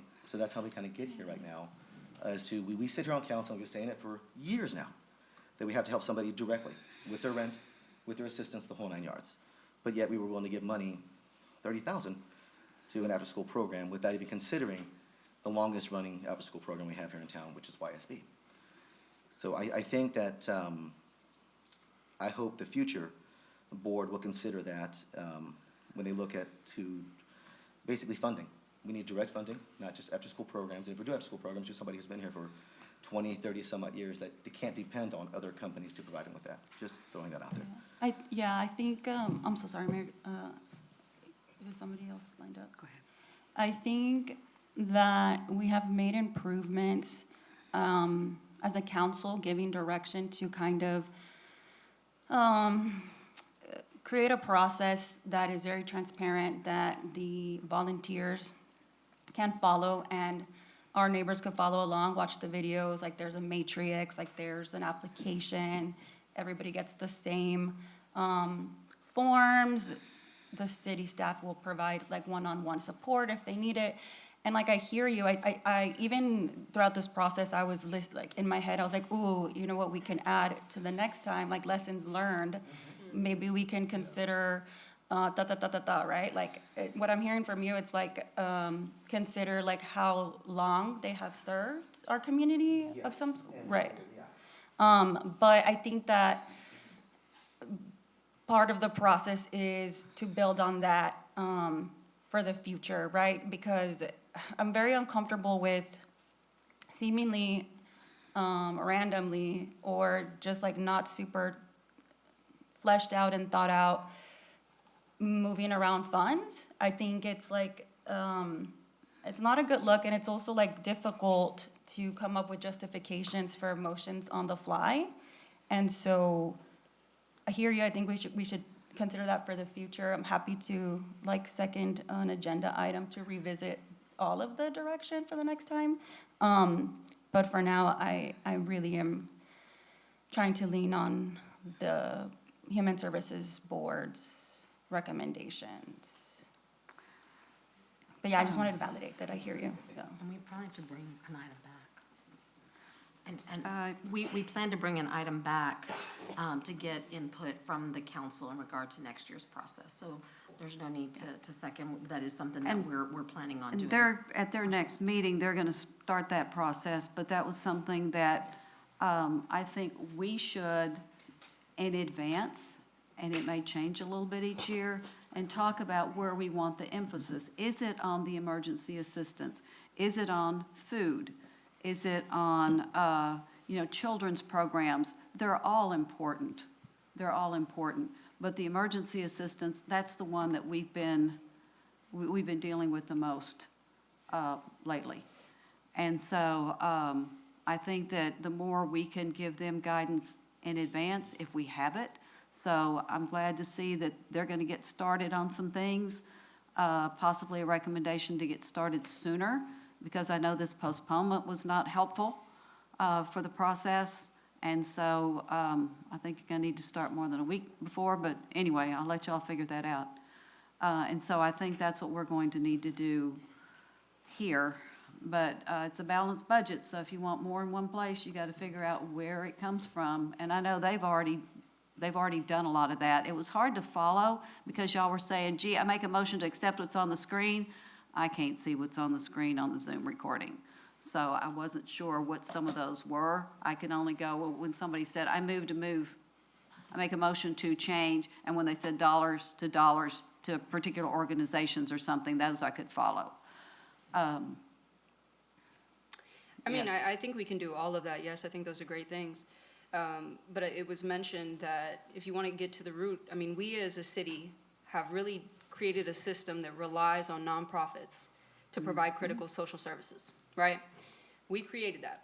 But I don't know that I'd agree we created it, but I'll agree that we have it. Thank God somebody's doing it, right? To the level that they're doing it. But I think all of the thank yous and we'll, work on the criteria and all of that, it's really empty. One of the things that I think has been reiterated both in this meeting and the previous one is that $550,000 was never going to be enough. And if we really want to address the issue to its core, we know budget season's coming up. I mean, we're about to probably later in this meeting approve $634,000 for something, probably with no discussion, no pushback. That to me is a shame. And so if we really want to address the issue, it needs more money. They need capital. We had double what we had. And I guarantee you that double wasn't even the gist of it. There were plenty of organizations that they weren't even on here. So the need is far greater than what we're Yeah, supplying. well, the double was when we put some ARPA dollars in for 1 year. That was temporary. That's great, but we can Right. find the money. We can find the money because we found the money for so many other things. Right. I don't think it's a plausibility issue. I don't think if we wanted to do it tomorrow, we could fund it. But it's a matter of desire, and all I'm saying is, if we want to really address the issue, these are conversations that we should be having during budget season. We should Or- put our money where or our mouths vision. are, or there, wherever. But we need to put our money where our mouths are, and not just say thank you to these organizations, but actually fund them. Because it was mentioned earlier, I think it's a shame, these discussions are literally pitting organizations against one another who serve the same people. What does that say about us? I mean, we're creating those conversations. So I don't know if my colleagues actually took the time to count how long the board deliberated. It was almost 12 hours. 12 hours. And so the frustration I had last meeting was because we thought it was okay in a 45-minute period to think that 12 hours was for nothing. And so that's all I'll say about it. But if we really want to, address it, let's fund it. So. Will their recommendations be complete before our vision workshop? I watched the meeting from last week, and I think they said something about next week, which is this week? Okay. So we'll have those before our, okay. Because somebody asked about budget, and I think y'all were looking at your side as a department, but if you're talking about the budget, what Ms. Hernandez said is correct. Our budget workshop ours is in February, vision is in January, which there we set what your parameters are. So, is there anything else from anybody? So I guess since I wasn't here at the last meeting, one clarification. So at this point, without any new motions, we're essentially passing HSAB's recommendations with the exception of Yeah, that's what's on the $10,000 table being at this moved. moment in Okay. time. Yeah, can we vote? I'm waiting for I'm ready everybody to to vote. finish their Oh, discussion. my bad. I'm ready to vote. But Ms. Trevino has to Oh, she's like, settle down again. That's ready. flip a switch or something over there. Okay.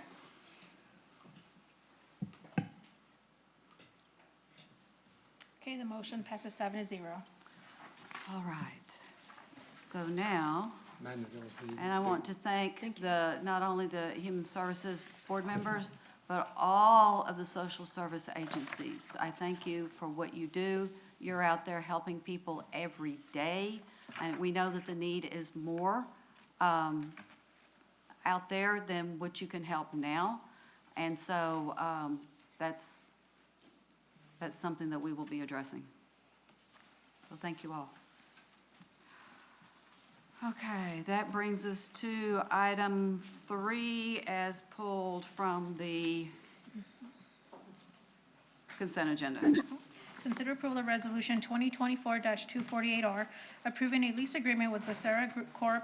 for the lease of city-owned property located at 201 South LBJ Drive, authorizing city manager her designee to execute said lease agreement and declare an effective date. Okay, We need a motion. Mr. Aguirre, may I We need a motion. state a motion? I'm getting there, but thank you for always making sure I'm doing things properly. Do we need to do this motion, and then do I do the one that I asked you to prepare for me as, can we do it as a substitute?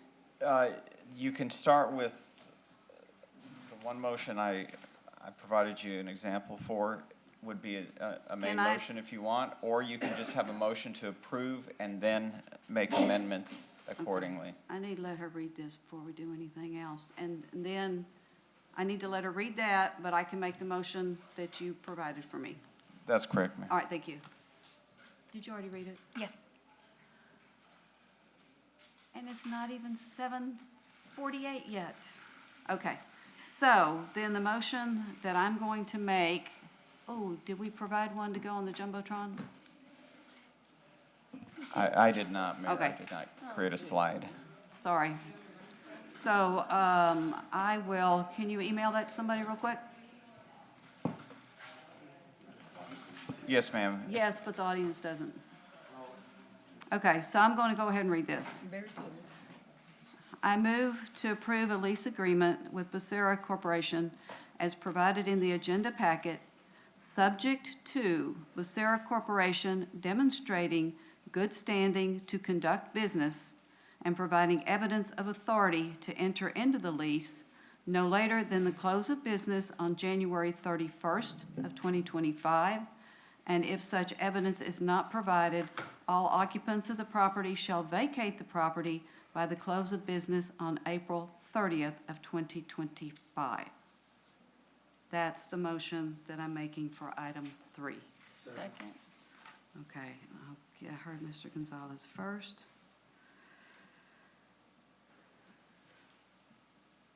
So that motion is on the table. That's a main motion, so I can now make my motion to amend? That's correct, Mayor. Thank you. I move to amend the lease by adding restriction that any change in the members, shareholders, officers, managers, directors, partners, or registered agent of any sublessee shall be subject to the approval of the landlord's governing body. Motion to approve. Will you second my motion that I Second. just made? Thank you. Okay. And So Mayor, I we're- did email that. It's possible it may get up on the screen if you prefer to wait, but Okay. it's not, Well, let it's me not see if legally there's any required. discussion on this, on the amendment. Okay, so we can go ahead and vote on this one, Ms. Trevino? Amend. Okay, the motion passes 7-0. Okay, now we are back to the main motion. There it is on the screen. And read into the record, and Ms. Trevino would have a copy for the minutes. So is there anything else? Did staff want to say anything? I just jumped right into this and didn't, but it was on our agenda before the presentations in the packet. Okay. Just want to make sure I didn't stop anybody from something they wanted to say. Anybody here have anything else that they want to say on this item? If not, on the main motion, we will vote. Main motion, right? Yep, as amended. Yes, ma'am. Okay, the motion passes 6-1. All right. Okay, and that takes care of number 3. So we are on to item, I believe it's item 5. Consider approval of Resolution 2025-02, R, awarding a contract to Action Target, a General Services Administration certified vendor, to install a total bullet containment trap at the Police Department shooting range in the amount of $643,800. Authorize city manager or designee to execute the contract on behalf of the city and declare an effective date. Okay, item 5, looking for a motion. Motion to, second his motion to approve. We have a motion from Mr. Scott, seconded by Mr. Mendoza. Ms. Rodriguez, you pulled this, so would you like to ask the first question, dear? Not necessarily question. Or I whatever. pulled this for the sake of public transparency. I know that for our consent agenda, for those who who aren't aware, the threshold for something to be put on the non-consent agenda is 1 million. This is under it. However, I mentioned earlier that we just saw all of the debate around what happens to $550,000. Now we're about to approve $643,800. I saw in the justification, a lot of it was due to wanting officers to breathe cleaner air because of the lead that gets emitted from that, as well as protect from any ricocheted bullets. And so I know oftentimes anytime I express opposition, it's deemed as unjustifiable outrage. However, I just want people to know that this is my 4th meeting. Since my first meeting, in that time, we have approved over $1 million towards the police department. $1 million. And so when I talk about this and why I pulled it is because I believe the public should hear each member's decision on voting on these particular matters. We don't see money go in any other direction in this way. And so, yes, that is the only reason I wanted to pull it, just so people know this is how your city is defining what safety looks like for you. They are making that decision. And they're doing it with such ease. And so that's the only reason I pulled it. I wish we had that same level of consideration when our citizens don't breathe clean air. I wish we had that same level of consideration when our kids are worried about whether or not bullets are going to go into their bodies when they're in school. And so, only reason I pulled it.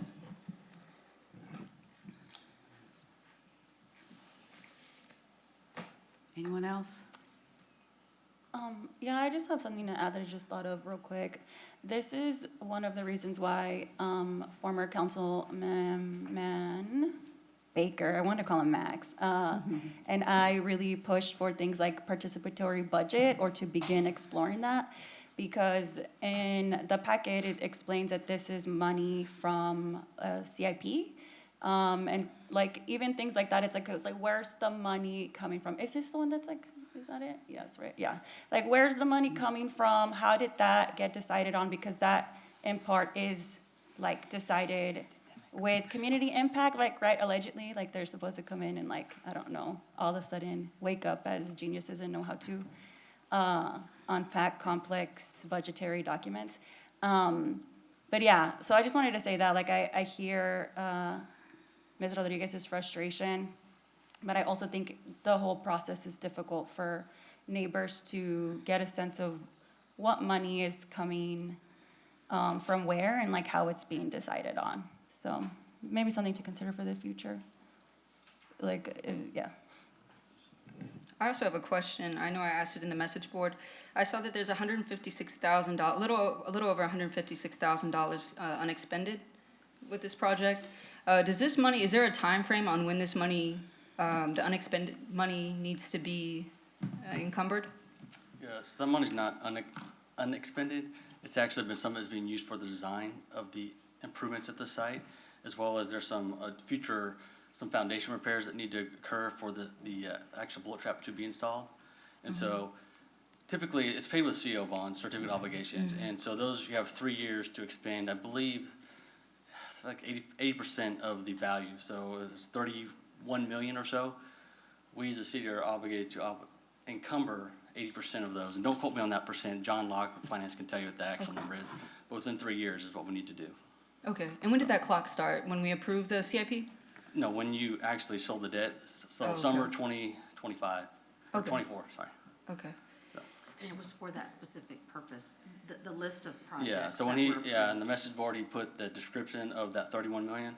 So that debt can only be used for something that meets that description. For sure, which was like transportation, wastewater, all those things. Correct. I was just, the reason I asked is because I know that it was for $643,000, well, almost 644.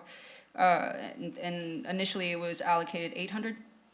Yeah, So that's why I was wondering, but Yeah, am I that- understanding you that we actually may end up using the full? Yes, eight? you're absolutely gonna use the full amount, that's correct. Yeah. And we don't need to approve the full amount since we've It's- already approved it? No, so This is the contract. this It's just the project? bullet trap is, it's the actual trap itself. So there are gonna be some site improvements that council will see probably, I guess, in spring, summertime.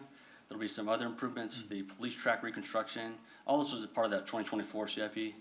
But that'll be coming back to you in summer, and that's where the remainder of that funding will be used to make those other site improvements needed to actually install the pad, install the bullet trap. So, Councilmember, think of it as the 800,000 as a project cost, and this purchase this evening is a portion of the project. Appreciate that. Yeah. The message board response is what confused me, so thank you.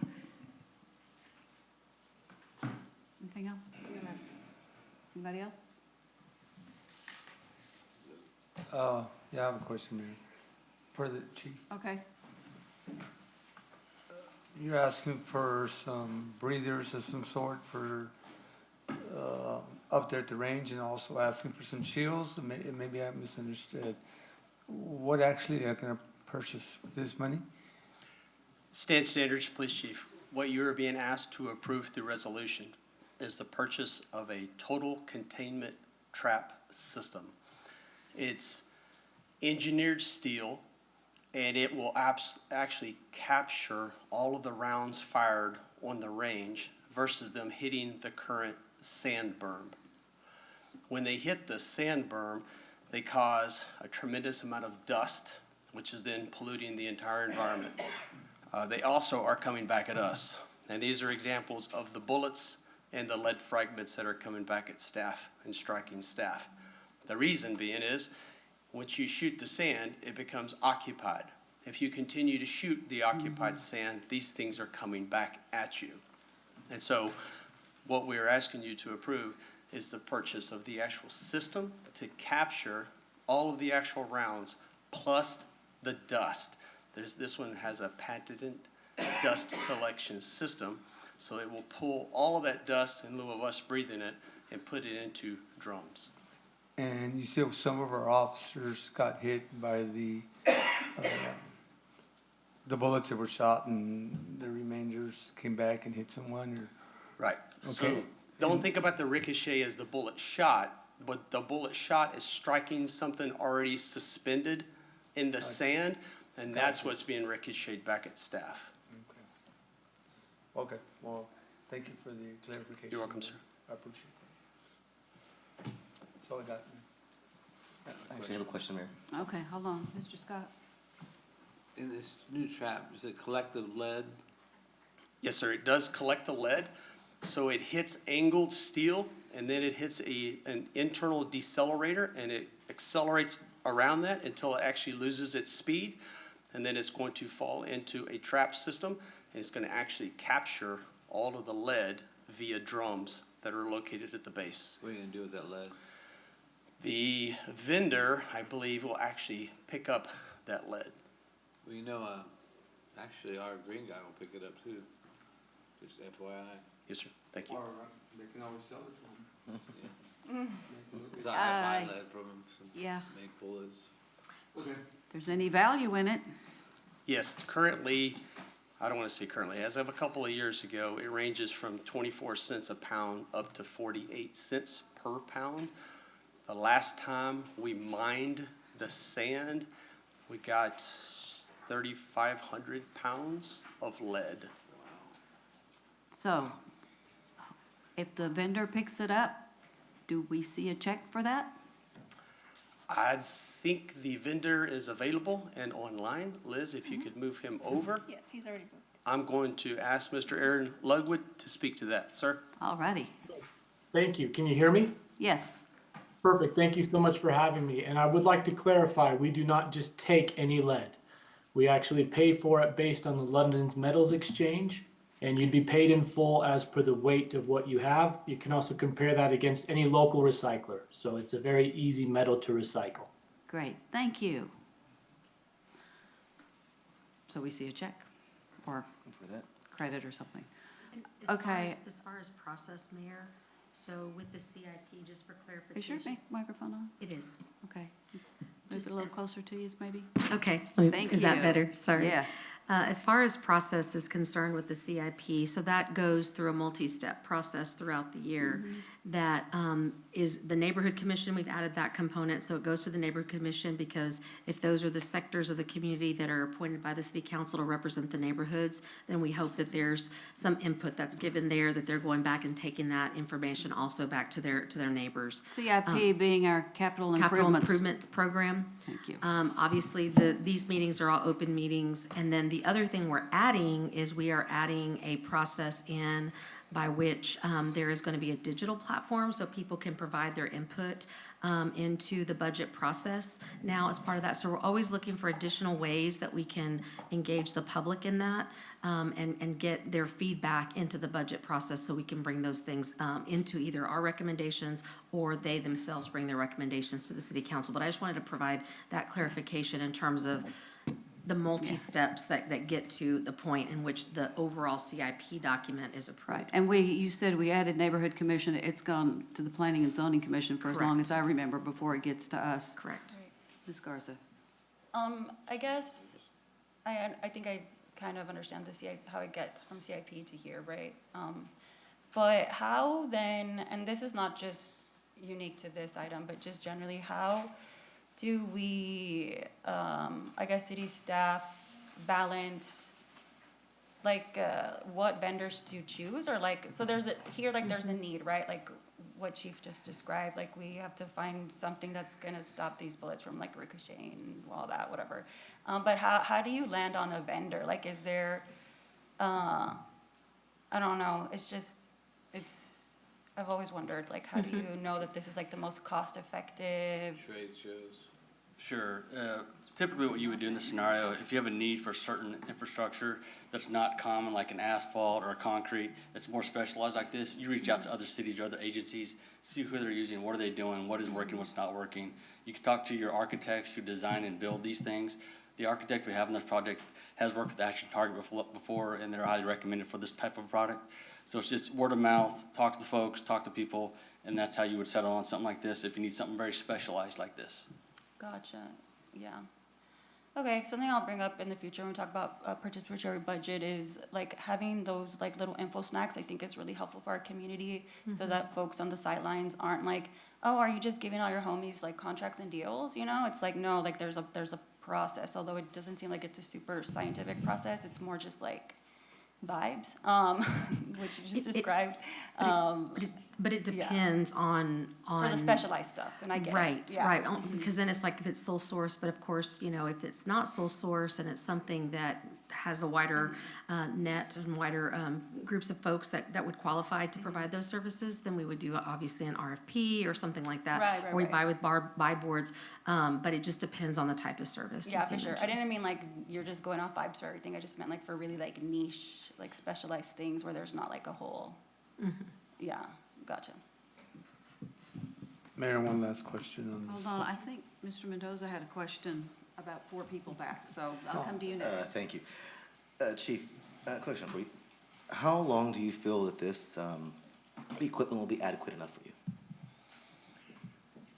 How long do I think the equipment will be adequate? I would hope the equipment would outlive the current location of the police department. And I say that because we are already near to the point of exceeding the capacity of that current building to meet the needs of a growing city and a growing police department. And I know that many considerations were done before 2020 as it relates to the renovations. The San Marcos Police Department is very unique in the fact that it was originally constructed in 1991, not as a new building, not as a police-specific building, but instead as a repurposed building. And it's unique in the fact that because that site is actually very advantageous. Because not only do you have the police department with on-site property areas, but you also have a driving track and you have a range. That is very atypical for most police departments, especially within the corporate city limits. So where we are located is optimal, but we're already exceeding the capability of the current infrastructure. So I would hope that this system could outlive the duration of our existence there. Thank you. Do you have any idea how much revenue is it possible to get from selling those shells and whatnot? Aaron, if we mined 3,500 pounds the last time we mined the sand, and it's done about every 2 to 3 years, can you project revenues per the councilman's question? You know, I apologize, I don't have that information in front of me, but I believe you're somewhere in the neighborhood of 60 to 70 cents per pound on the lead.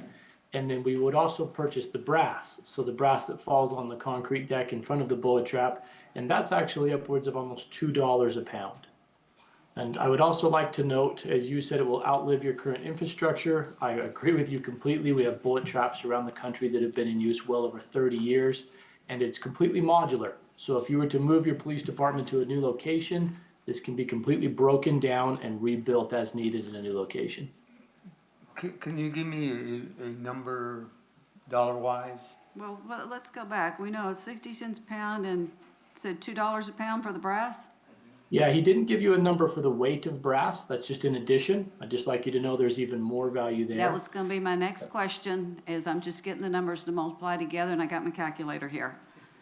So, what was the pounds on the The last lead? time the lead was mined was 3,500 pounds. I don't even begin to hazard a guess on how much brass. It's a lot. It's a lot, A lot more than the lead. a lot more. I just meant a lot volume-wise.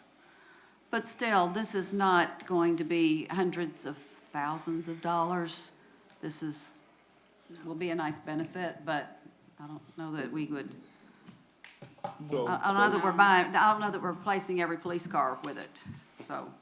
Every bit helps. so question, we are Especially currently with our selling the budget. brass though, right? Say again, sir? We are currently selling the brass or recycling the brass. Not through Action Target, no, sir. No, I know, Anywhere. But I guess we're trying to calculate the potential revenue, but Yes. the brass wouldn't be potential revenue because we're already making revenue off the brass from somewhere. That So is- the only potential revenue would be the lead. That is correct, but I would provide one caveat. I believe the current system is set up so that we trade the brass to the actual manufacturer who's providing the ammunition Okay. for an offset on those costs. But yes, there is still revenue associated with the brass. Yeah, but your point's well taken, is that's already Right. done, so Right. the only The additional, only new revenue Yeah. would be the lead. the brass. Yeah, it's not gonna be a ton, but it's something, a ton of money, but that. I'm just curious, Mayor, what Okay. numbers did you come up with? More or A few $1,000s. less? Nothing to write home about. What some of these programs can use is for $2,000. I'm saying they could use Yeah, a lot of this. 3,000 by a little over half is not a whole lot of money. And if I could say, I raised my hand earlier, Thank you, ma'am. to respond, I understand that, this is a process, I understand this is what I'm inheriting, get all that. But I mean, I saw that this was approved in 2013, 2014, I'm sorry, 2023, correct? Yeah, September 19th, 2023. I was politically active then. And if we want a testimony to how what we did wasn't enough, I had no idea about this. And I think you all could guess, I probably would have been here, probably would have showed opposition. And so we need, and not to belabor the point, we need to do so much better at how we articulate to our community the decisions that we're making with largely their money. I understand in this case we use bonds and those things. But we can do more, is what I was trying to get at. Oh, the bonds are paid back by general fund and sales tax primarily, so it is the people, yes. That's kind of what I'm trying to get at, Yeah. is we I just are wanted to verify okay with you. and I sorry for using this word, we're okay with robbing the people to pay for things like this. But the 550, again, does nobody see how that's so wrong? I see your point. And I know I'm always over here being the one who's angry, but this is why. This is why. I mean, it's 4 meetings and it's already been over $1 million. So, I mean, we have it. it's our priorities or lack thereof. So I Anybody actually else? have one last question about the process. So my understanding is at some point, the additional $116,000 from the project is gonna come up with other issues like, for example, the site development or site improvement. In theory, if in the future we didn't improve the site improvement expenditure, are we really gonna install a $634,000 piece of equipment on something that isn't? You cannot install the equipment unless you do the site improvements. There's a 16-week lead time, which is why this is also coming earlier. We need to have that lead time built in so that it's ready to go when the contractor's out there doing the improvements. In addition, there's the vendor had indicated some concerns about the tariffs.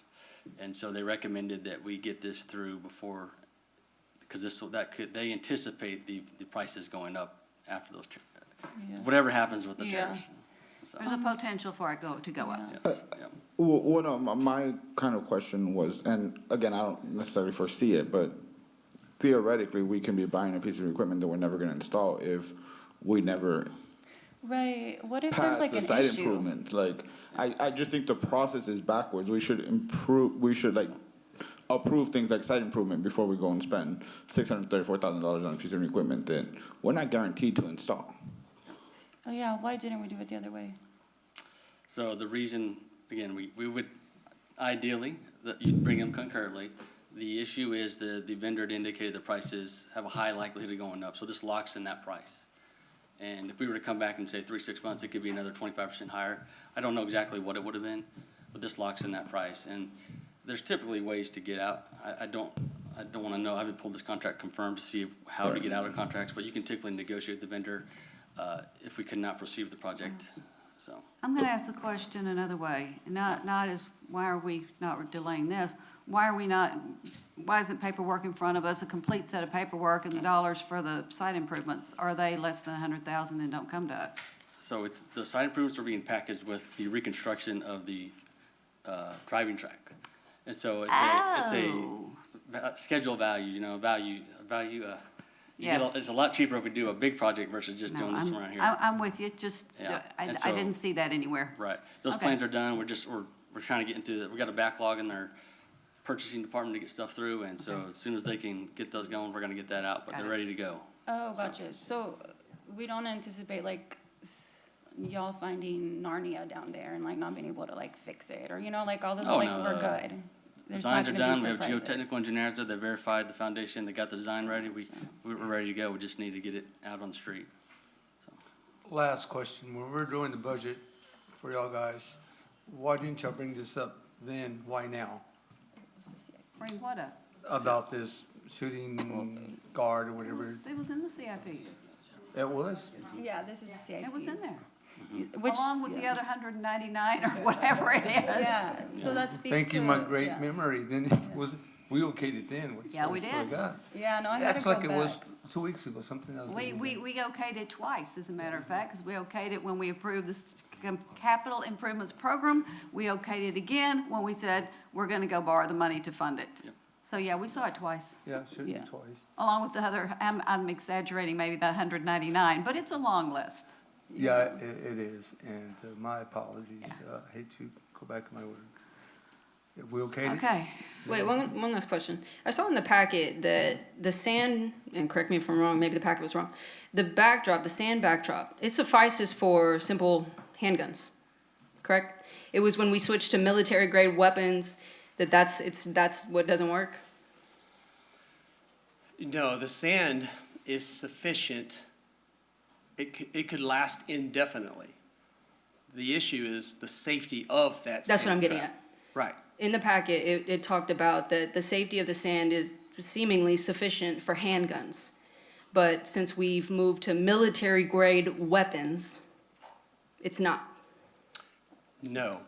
So the range, when you originally, not you all, but some council approved monies in 1991 to originally construct this range. The range was 25 yards long. That will allow you to do a pistol qualification. It will not allow you to do a rifle qualification per our licensing commission. You have to be able to shoot from 50 yards out. This department did not have a 50-yard range until 2021. So officers were having to qualify on long guns at other ranges. So in 2021, the city approved popping out the range from 25 yards to 50 yards, thus allowing us to do all qualifications on site, and you put a roof over the sand trap. That protects the sand trap from being washed out, which is good. The roof also prevents projectiles from leaving the property. It wasn't uncommon to find projectiles in the adjacent commercial parking lot. The downside to that is it then contained all of that dust. And so we're breathing all of that lead-infused dust currently. So I don't think there's any correlation to military-grade weapons. Oh, I was just talking about what was in the packet provided to me. When it said that in 2021, when that change that you just mentioned was made, that did increase safety. I think at that time, people thought, okay, we don't need to touch it anymore. And then it was, okay, 3-4 years later, now we're back here again. I ask it because I don't want it to be where 2-3 years later, okay, now we need something else. Right, that's, and And that's. that seems to kind of be a theme that I'm noticing. Correct me if I'm wrong, my colleagues. But that seems to kind of be a theme right now. And so I just want to know that if this is what we're spending all of this money on, that it's going to be done right at this time, and it's not going to need some additional things in the future. And that's a fair observation, Councilwoman. I have learned, because I wasn't here, that this system was contemplated in 2008. So they were tracking over a decade that they needed this system. The issue was money, as it always is. They had 25 yards. They knew they needed 50. They knew they had to actually provide some type of a roof containment so you could have all weather qualifications, plus you could protect the sand trap. So they've known about this system's need. There just was no fiscal capability to accomplish it. I mean, sure, we know about a lot of need, you know, and so, yeah. I have a question. Yes, ma'am. Whenever we were having to go elsewhere for qualification, was that costing us? No, ma'am, not, well, I don't want to speak out of turn. When I first got here, I had to qualify. I went out to the alert center with the department, San Marcos, and I qualified off-site. I honestly don't know. I don't want to speak out of turn. Those were before me, so I'm not 100% sure. I wouldn't imagine Alert charged us, the university. I doubt Alert would. Yeah, I don't think they would. Love Alert. They're great, yeah, it's fabulous for what they do there. Alert being Advanced Law Enforcement Rapid Response Training Center. And so nobody's ever considered just, let's not do it here and let's go elsewhere? Is that because of the practice instead of, it's not just qualifying, but it's practice? So you're saying, let's not build up our range and let's just continue going elsewhere? What would be the The downside. ups and downs? Oh, the clear downside is Alert is busy. Post Robb Elementary that occurred in Uvalde, Alert received a phenomenal amount of state funding to increase capacity in the state of Texas. The spigot was turned on, so to speak, to prevent another Robb. Because of that, the facility is used literally daily. So when we are lucky to try to use like the shoot house for the SWAT team, we have to probably stand in line for months. What about the new ACC public service You facility? have to pay for each use, and it's expensive. That was my question. Yes, ma'am. Yeah, because they're probably trying to get that thing paid for, because it's a nice place. I It's don't all blame 'em. indoor. Yes, ma'am. Okay, I think that's my questions. Is there anything else? Anybody? All right. Mr. Trevino?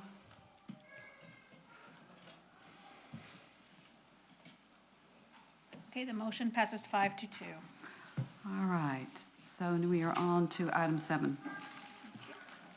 Consider approval of resolution 2025-04R, approving a contract with Diamondback Landscaping and Lawn Care, Inc. through the Texas Interlocal Purchasing System Cooperative to provide downtown landscaping annual maintenance in the amount of $87,070 for 1 year, with up to 1 year renewals for a total contract price of $348,280. Authorize the city manager or designee to execute the contract and any renewals on behalf of the city and declare an effective date. Looking for a motion? Motion by Mr. Scott, seconded by Second? Mr. Mendoza. Ms. Rodriguez, you pulled this one too, right? Yes, ma'am. Okay, you can go first. Lighter touch usually works better, interestingly enough. It keeps turning on by itself. That's why I tell people, just leave it on. No, like it keeps turning off. Control room, can you turn on Ms. Rodriguez's microphone? The city of San Marcos is trying to censor You just pulled Mr. Gonzalez. Ah, okay. Josie, is Falletta? Valletta, yes. Falletta, that's correct. okay? Okay. Thank you. I just want to preface this, I didn't pull this because there's any opposition, it's just because I'm new and I wanted to understand a little bit more information. So how many people are currently employed in your department right now? Hello, Council. Josie Falletta, Downtown Manager. The Main Street program currently has 6 members on our staff team. 4 of those are full-time city staff. So there are 3 people on our quote-unquote office team and 3 people on our clean team. One of our clean team members is full-time city employee. The other 2 are full-time temporary employees. Okay. And so I asked a question for the public. I asked a question because this is involving contracting work out. I know when I've watched this this council in the past, one of the concerns that seems to be a theme too is the concern around contracting out and can we just hire in-house? And so I had posed a question kind of asking about the cost benefit of analysis of contracting this work versus hiring capable people to, you know, with the city to perform it. And one of the responses I got was that the board did not support funding for permanent city or county staff positions. And so because I wasn't privy to that conversation, may I ask, like, was any opposition, like were they clear in their opposition to that? Yes. What was the reasoning? So with on the Downtown TERS Board, Tax Increment Reinvestment Zone Board, number 5, we have one county commissioner, now the county judge, as well as the mayor, council member, and then we have a downtown business owner. And the county has been very clear. When we have done these temporary workers, they have said, we do not want to pay for any city people. And we have said, well, if But they're that's. saying, yes, don't pay for them out of TERS dollars. Exactly. So they don't want the TERS dollars to go for city employees. And we have said this is fundamental in terms of having the downtown sense of place, maintenance and all that. Sure, yeah. And so that's something that they have told us that they would not support us doing that either for county or city staff. And so, but they would support contract. And so that is why we have gone forward with the contract to get the support of the full TERS board.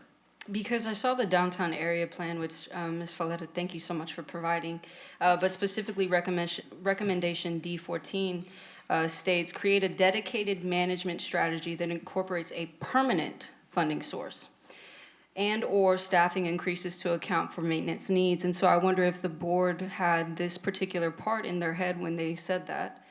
Because one could argue that a 1-year contract that's allowed to 3 extensions is not a permanent source of funding. And so that's why I posed the question on what was the rationale provided by the board. And I think, obviously the representatives would be supportive of us doing that, but on city dime, and as we just talked about, general fund dollars are hard to come by. And so it hasn't been something that we ourselves can support to do on a full-time basis. And so that's why we have gone through the contract aspect of it, because that was something we could get support and be able to use downtown TERS money in order to be able to pay for that function. Okay. My last question before I give my time back is, can you help me understand ways in which we can help you better support your operations? I mean, I will say, I'll take the time, what you and your staff have done with downtown, shout out y'all, genuinely. The vibe's so much better. I can actually take my family down there. It's really great. As somebody who likes to garden, it is really great to see native plants and those things in these beds. And so I just want to understand, in addition to this, how we can better assist your operations outside of just contracting and something a little bit more secure. So and during our visioning process, we are going to be talking about downtown. And really trying to understand where council wants to go on the emphasis of downtown. So that is something that we're going to be talking about with you during that process. Yeah, because if we voted to approve that plan, and that is what the recommendation is, I wouldn't say that this is necessarily in line with it. I understand, you have discussions with the board and all those things, but I would like to figure out more concrete ways to get us in line with the plan that was approved by everyone. And we wholeheartedly agree with that. That's one of the things that we are intentionally talking about with our team, is in regard to, you go through these master plan processes and you get the public input, you get the council support, and then what are we doing to make sure that we're everything should be tying back to those plans. And so we want to make sure that those things are acting as guides for us, because there's so much energy and time that goes into that. And if that's what's been communicated as the vision for the community, then we need to make sure that that's what we're doing. And that way it doesn't lose confidence also in people putting in the time and effort for those plans. So that's what we'll be talking about. That's one of the items we'll be talking about with council during visioning and trying to understand what that process and what that emphasis needs to be for downtown. Good. I just want to make sure your department's supported. That's why I ask my questions. You know, when people come here, when I bring friends, the place I'm bringing them is downtown. You know, it's one of the few rare opportunities we have to really be able to enjoy a walkable community and what that could feel like.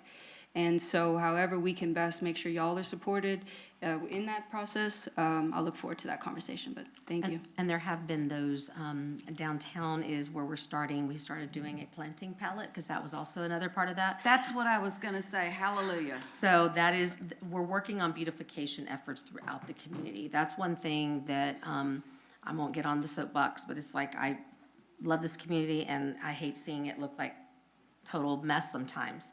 And so Or that's something. Arizona. Yes, and so that's why we've been working through, we've been working You may have through- missed that phase, it's been a while. But we're working through developing planting guidelines and beautification guidelines throughout the community, and downtown has been where we've started. And so developing that planting palette so that we have consistency. We have natives, but like flowering natives and things like that, that really are gonna enhance the appearance and the sense of place. So definitely more work to come, but that is one of the areas that we've started on, and the Downtown Tours Board has approved us doing that. Thank you. Thank you. Anyone else? Yeah, I do have a question. I don't want to ask, I'm really tired, but. What was the rationale? I mean, is it just like a normal practice that, people beef over where to put money towards when it comes to like hiring staff? Cause it's like, it's still accomplishing the purpose. Like, the county was just like, no, it can't be like city or county staff. It was a but- philosophical thing. Of course. Oh, God, I wish they would get philosophical on other things. Well, they other didn't, than- they don't pay employee staff, or employees, funding out of any of their TERS. Oh, good for them, but like, okay. It's a conversation for another time. But Thank you. I'm not saying. Yeah. I'm just saying that was Yeah. what they told us. Philosophical. Oops, there Okay, goes thank my you. gavel. That says it's time to vote. Anybody got anything else? Ms. Trevino's already got us set up. The motion passes 7-0. All right, so now we are back to non-consent agenda, item 13. Am I correct, Ms. Trevino? Yes, ma'am. All right. Consider an appeal by David Zhang of the Historic Preservation Commission's decision on November 7, 2024, to extend a 90-day demolition delay period until April 1, 2025, for demolition of a structure at 734 Valley Street, permit 2024-52642. Okay, looking for a motion. Okay, we've got a motion from Mr. Scott. Was it to approve or deny? Oh, wait a minute. Well, hold on. To approve Mr. the Gary, appeal. exactly what are we voting on here? In Because, In the packet, I gave a couple options on that, and one is.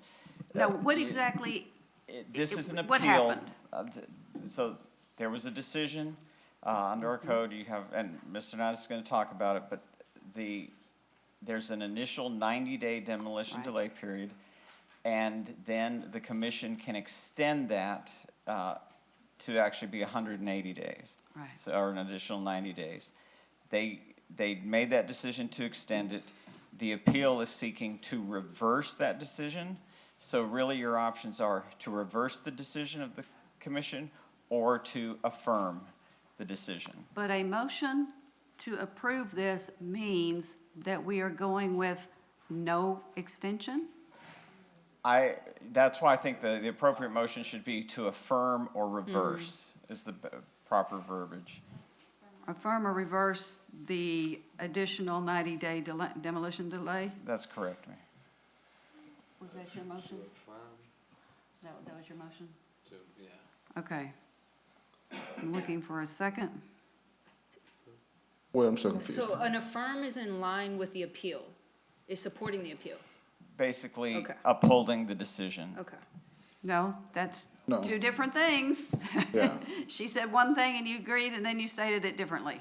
So like his motion. Affirming means you're upholding their decision. You're maintaining the status quo of their decision. There being historical commission. Meaning the Historic Commission's decision to extend it to Second. April. I don't Okay. know, I To- don't want that. Oh, okay. That's why I said We're motion to starting over approve. now, That's why I said motion to approve.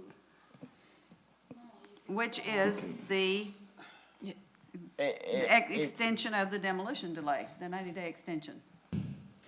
Are you, not what's okay, to let get me rid of back up. If, It's the fact, is it their decision or is it the appeal that we're right, trying to approve? you're either, again. Is it that the approving- appeal has put it on our agenda, so now we're looking at the same decision that they Yes, made? and your option is to agree with the commission or reverse the commission, right? Agreeing means you're affirming or upholding. And what's the other one? April, it's an additional 90 days, and it's April, First. So a motion to approve would be affirming their extension. as long as that's the understanding, he's meaning approving the No, the other one. appeal. If you're approving the appeal, you really need to explain, do you That's want the to question. reverse? Are we approving the Can- appeal? That's or why, this is why I'll say it Can- again, there's two choices, affirm or reverse. And we can just use the those. appeal or Motion to affirm the reverse. The extension? decision of the Historic Commission. Okay, I got They're it. I got it. affirming or Motion to reversing the reverse. decision. Got it. Motion to reverse. I will second that motion to reverse the Yes. appeal. No, wait, just to. Yes, not reverse the appeal, to reverse the HPC decision Yes, to ma'am, I extend will it. second that if that's what Mr. Scott meant. So for clarification, y'all's motion is to allow the immediate demolition of the house. Yeah. Okay. May I ask my colleagues to explain the justification as to why we're choosing to go against the historical commission as well as Can- neighbors? Because we can't. How Oh, about we yeah. let Ms. Hernandez do her presentation, and then I'll go to you first, and you can ask that question again. I can be extra quick. So we're all familiar with the location. What we are doing this evening is hearing an appeal. This will be the first appeal of this kind that City Council has ever heard. Because there is no appeal process in the demolition delay process, we use the catch-all, anything can be appealed to City Council. So if we can hop ahead a couple of slides to the photos. The applicant requested demolition of the structure, the Armstead Arms Apartments. These are the photos in the 2019 Historic Resources Survey. And in both the 1996 and 2019 Historic Resources Survey, this surveys indicate the structure may be military barracks, but there is no clear connection that they are in fact military barracks, but that is one of the things that could potentially provide historic significance to the project. Next slide. The current photos that were submitted with the demolition permit, which we received in October, show that the siding and the flooring had been removed from the property. There's some information in the packet about code compliance being part of this process because there were some squatters on site, there's been illegal dumping. And yes, someone mentioned earlier the court case. All court cases have been stayed until the demolition delay process was complete. So one way or another, that will get resolved. Court through the- case, or They were going to go to court for the illegal who? owners. Thank you. For illegal dumping. Okay. Yes, for the dumping and the squatting, we've been working with them on a lot of different things. So if we can go to the next slide.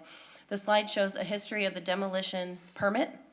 The application was received in October of 2024, and we followed the typical process. Because the property is indicated as high preservation priority, there's an automatic 90-day hold, which means the permit could not be issued until January 1st. Because of the high preservation priority, we go to Historic Preservation Commission after notifying a lot of groups, organizations, and individuals, because we want to make sure that all of these groups, organizations, and individuals have the ability to potentially help with the restoration, relocate the building, things of that nature. When we went to Historic Preservation Commission, they had the 3 findings that are on the screen there and determined that the additional 90-day extension was appropriate, with the demolition permit able to be issued on April 1st if nothing occurs otherwise with the structure. A motion today to reverse that decision would allow us to release that demolition permit as early as tomorrow, as long as all other code requirements are met. We've attached the entire Historic Preservation Commission packet. You have the exact information that was provided to them, and we're just seeking your decision on this appeal. Okay, I need to make sure I'm clear. we have Mr. Trevino, Mr. Gary, help me. We have a motion for Mr. Scott to not extend the time frame, and Mr. Mendoza seconded it. Okay. Thank you. Got to make sure I'm correct. Now, no, Mr. Rodriguez. Oh, no, I mean, I really think you should provide justification for that, considering we had people come and ask that we don't do that. And so, I mean, all they're saying is, hey, wait, let's meet again, let's make sure we verify that this is in fact the history that we're trying to preserve. I mean, and I don't understand why we can't just wait. I mean, I'm sorry. I just think if we're supposed to be people who are seeking to preserve history, and this is potentially history, but then we're saying, well, nah, we're just gonna go ahead and go with it, I think people should hear why. Well, I believe it's still a piece of property and they should be able to do what they want with it. It may be historical, but they had 90 days to figure that out, and if they haven't figured it out, then, you know. Well, I think we know with, this is a old building, and obtaining old documents takes time sometimes because they weren't filed in the same way, they weren't saved in the same way. And in the discussion, they actually included the transcript of the meeting where they agreed. I read the transcript. That was one of the things that was brought up, is that they needed more time to verify the documents that were needed to say that this was in fact a historical place. This is all they're asking for the extension of time for. I don't agree it's historical. Okay. Well, you may not, but people who know such things say that, Mr. Gonzalez, if everyone, council member, will please wait to be recognized to start speaking. We've gotten away from that this evening. I will call on you. I will go around the table before we vote. But hold on. I want to find out what has, if anything, changed since they made that decision. Have we come across any more information, what we were looking for? No. Do we think there's information there to find? Staff has not received any additional information. We're not aware of where there might be additional information. We're not sure how that connection was made in the 1996 Historic Resources Survey, which very well could have fed into the 2019 survey. What we have received are some photos from the applicant and confirmation from our code compliance division that they have installed the fence that was requested to help stop the squatting and the illegal dumping. So if we're delaying, but we're not even looking for anything, then what was the justification for the delay? So our process ends with the Historic Preservation Commission typically. Right. And we go back then to the community, to the applicant, and say this was delayed, you have an additional 90 days. But this is really that time for those organizations and property owners to have conversations Right. about what can be done. Whether it's, the funding to, in this case, rebuild the structure as it was, or relocate if that's an option. Have we heard from anybody has anybody got a lead on anything? Not that I'm aware, no ma'am. Okay, and this was, it's my understanding that there's a lot of work that's already been done. There's a lot of, I don't know if we want to call it demolition, but there's a lot of parts that have been removed. Yeah, we could back up one slide. Is that correct? Mm-hmm. Yes, Yeah, ma'am. that's what I thought, reading Yes, ma'am. through all of this. And so a lot of this was done even before the application was turned in? Yes, ma'am. Okay. Okay. Thank you, Mayor. I was going with the same thought you just had, Mayor. It's not the same as the first pictures we saw. If you look at that building now, it's halfway gone. It is a hazard. But I can understand the other side as well. I just wanted to make sure that we had the latest pictures, and I guess we do now. It's not the same as it was 3 months ago. Someone went in there and took up the siding and everything else, asbestos or whatever else they had on those walls. But that's all I have to say, Mayor. Thank you. Okay, anybody on this side? Comments, thoughts? Mr. Mendoza, did you have something? Yes, ma'am. I So- see you reaching for the button to turn Oh, it's on already your turned on. I microphone. got That's a good clue. So I've been, concerned about this. Of course, Mitchell Center has been something that's been very dear to my heart that we've been working on here. So I decided to reach out to Miss Armstead out of San Antonio, the daughter of the amazing Mr. and Mrs. Armstead. And unfortunately, she did not get back to me until about maybe 2:30 this afternoon, right before we started our session. And she very clearly told me, and this letter we got from her is right on that same line, she does not feel that this particular complex needs to be associated with that family. She made it very clear that the last 6 years that they were in possession of this, they were only able to rent out a third of the rooms there because they were so dilapidated. They had received 3 different notifications from the city as far as, you need to do something about this because it's going to be condemnable. She feels that this family, that her mom and dad bought this property just for making money. She made that very clear. They didn't purchase this for any historical significance. They bought this because they wanted to make some money off of it. That's why they also sold it. They got so far into debt as far as being able to replace the flooring, to be able to add sprinkler systems, to make it up to code, which is why they said, we can't do this. And again, we all know the Armstead family and how strong they are to the city of San Marcos. And for them to sit there and say, hey, we don't want this property, and for them not to have it wanted associated to their name, says a lot. She was insistent on there is no historical value at all to this building. There's no historical value to that property. And it's great to hear people who are experts in their field, but I think you need to hear from somebody who's owned that property, who's been there since day one, whose family struggled to build it or to bring it over there. She just wants nothing to do with it, and she thinks it's best for the community to have it either redone or torn down and built. She said that was their initial agreement with them. When she spoke to the purchaser, it was understood, this needs to go. This is an eyesore. And I can tell you, I've partied that place for like 10 years back in the early 2000s. I fall on my fat ass right through that floor. Okay, I'm sorry to say it, but I fell through a bathroom floor in that place. Now, I'm not the smallest guy in the world, but I shouldn't be falling through there. No, it's okay. But these are things that we should not be encouraging to historically save, especially when the family's sitting there saying, it ain't worth our time, we don't want it, and please don't associate it with our names. That's the reason why. I wish you all would have been able to speak to her and hear the passion in her voice, but luckily that nice little old lady was able to write something to us, and I just hope you have... Senior citizen. Oh, I called her a little old lady. She likes it, but little bit. I love her though. And that's about it. But now I will sit here and say that I am a huge preserver of historical anything here in the city. But this, unfortunately, is something that their owners are telling me, "Yeah, no mas, I don't want it." And that's the reason why. In all honesty, I was on the fence beforehand until I spoke to her. Okay. What year was those things brought in? Sorry, Mayor. I know what you said earlier. Anybody else over here have anything? Coming back to this side. They were brought in back in the 70s. Brought So it's in. apartment complex. They weren't ever built there. No. They were brought in from Gary or somewhere. I'm not really sure. Yeah. I wonder if they would qualify for historical since they were brought in and they weren't built there on the site. They weren't there 50 years ago, 40 years ago, 30 years ago. So the Historic Resources Survey is saying they're a circa 1940 multifamily unit, and that they were identified in 1996. The 1996 survey is low priority, but noted as military barracks. So that was carried over from the old survey to the new survey. But that's the extent of what we have in this survey. And after it's, let's say that they knock it down, what's the zoning on that again? Zoning is multifamily 24, so they could build something that complies with that district.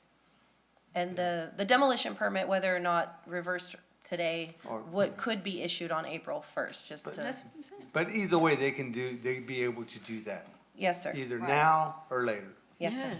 Mm-hmm. Yes, sir. Yeah, as much as I like historical preservation, I'm going to vote to not extend and let these folks who are trying to do something with the property move ahead. If this were in a location, if this were something more appearance historic and in a place that people could actually see and appreciate. But in this particular case, I'm not seeing that there's an upside to 90 more days. There's been 90, and you say there's not been any activity, nobody has come into the Superman cape to save the day.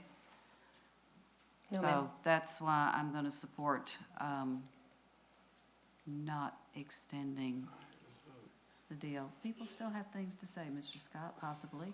Ms. Rodriguez, did you have anything? I mean, we're talking about a building that looks very different than the picture in 2019. And I wonder if all of that removal wasn't done, how it would have affected this conversation, how it would have affected the historical commission's conversation.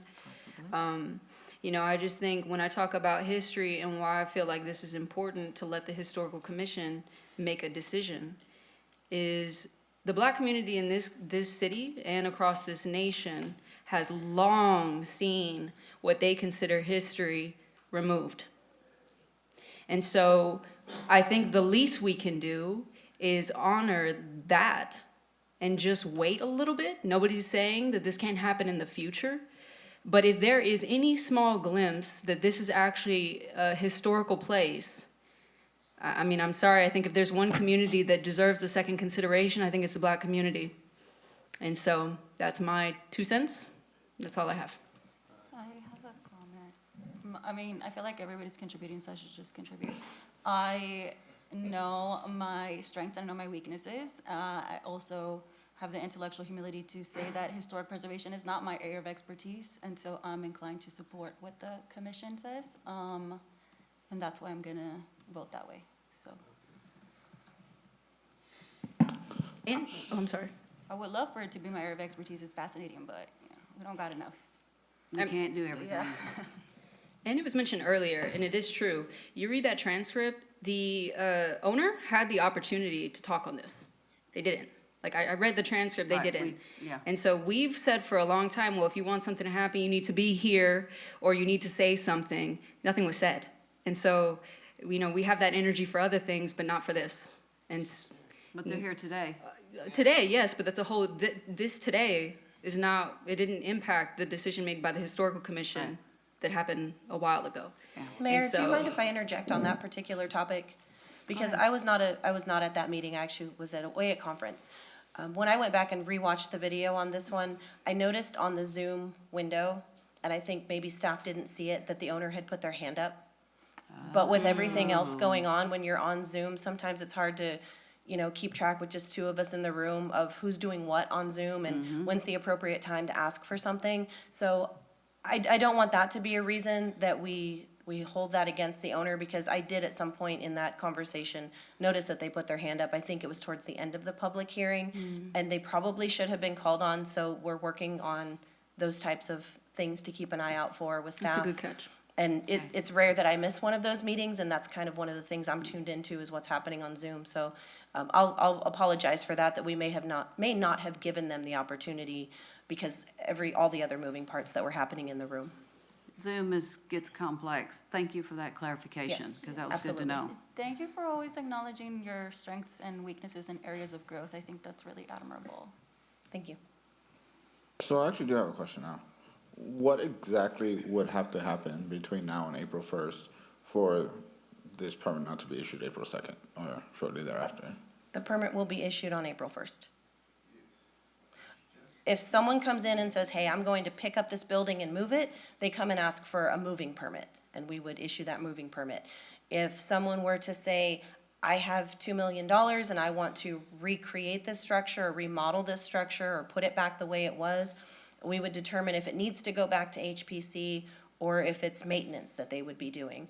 But in the absence of someone taking the building off the property or replacing it, restoring it to its original form, the demolition permit will be issued on April 1st. But just to be clear, someone can't come in and say, I'll take it. They have to go through the property The owners. property owner, they have to work with potentially And then they have to Historic get the permit Preservation and all that. Commission. Yes, of Yeah. course, of Okay. course. Just wanted to make sure that was clear, that we So do have there's property not owner really rights. anything, sorry, Mayor, that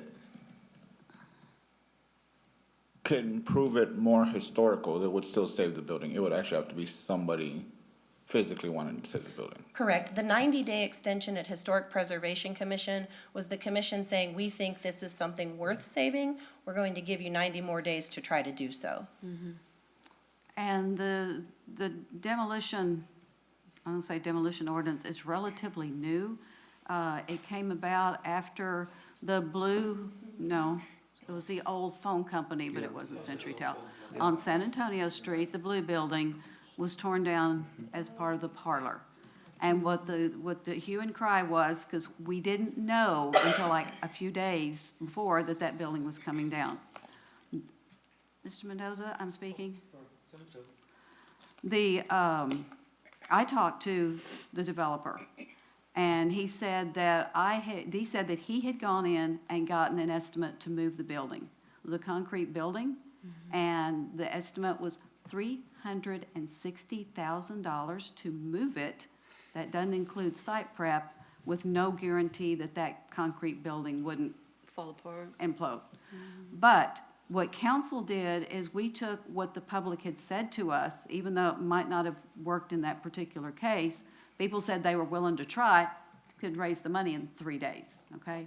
What they said was, we want delay and notification. And that's when we created this ordinance, is automatic delay for 90 days and to notify, and there's a long list of people and organizations that we notify. As a matter of fact, we get notified. May have been before your time. But anyway, that's what was asked for. And then it was, if it's something of more significance, maybe something larger than this, it's going to take more time, more money to figure out what to do, that the Historic Preservation Commission can add another 90 days if it looks like, and I'm not going to put words in their mouths, for me, it would be if it looks like there's hope. You know, that 90 days isn't going to be enough. There's something to be found out. There's research to be done. But mainly, is somebody going to come in and either fix it, move it, do something with that property? That was the whole point. In this particular case, it doesn't look like either of those is going to happen here. And that's why I'm going to support not having that extension, is I'm not sure that I don't think there's anything going to happen in that 90 days that's going to change the situation. If I thought it would, I'd be in there. Mr. Callahan, if you want to speak, you may not speak from back there. I can call on you. I will give you 2 minutes, and you have to go to the podium. Your 2 minutes starts now. I will.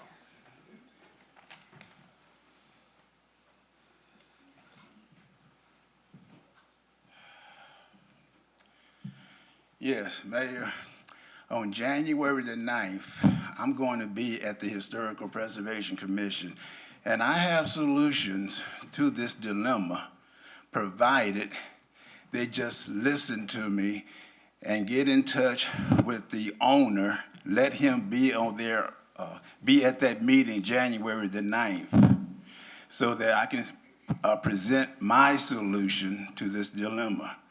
If he doesn't show up, I will take him to court along with that petition that each one of you have. Because I'm getting sick and tired of having developers come to San Marcos, don't bother to research the buildings they're buying, and then the next thing I know, my property taxes are going up. Enough is enough. If he doesn't show up at the Historical Preservation Commission on January the 9th, then that petition is going to be active. I'm going to have to take him to court because I'm getting sick of this. Ms. Hernandez, what is on the HPC agenda that will address this? I do not have that agenda in front of me, but this item is not on the agenda. Yeah. It was disposed of by the Historic Preservation Commission in November when they voted to extend the delay, and they would not see it again. Right. So the owner, I don't imagine that the owner would be in attendance. Yeah, I see five action items, and this is not one of them. And I see the owner would like to speak. I'll let Mr. Callahan speak. I'm going to let her speak. What's the time limit? Anybody has any question to ask me? I just see a lot of confusion here. I just see anybody want to ask me anything. I purchased this property with my husband together. Thank you, my neighbor. Always pay attention to this issue. I apologize, my husband taking care of his elderly parents, sick, here and now, so that's why he cannot be always here, and I take my children, drive like 2 hours from Austin here. We did try very, very best today to stay here. I want to give a little bit of explanation. So my husband and I, both of us, we sit down with Allison in the historical commission. Allison? Allison, yes, we try to figure out what's the research we can do. I graduated from UT Austin. I know how to do some historical research. We try hard. My husband and I try and use some ways Allison recommended us to do, and we didn't find any connection.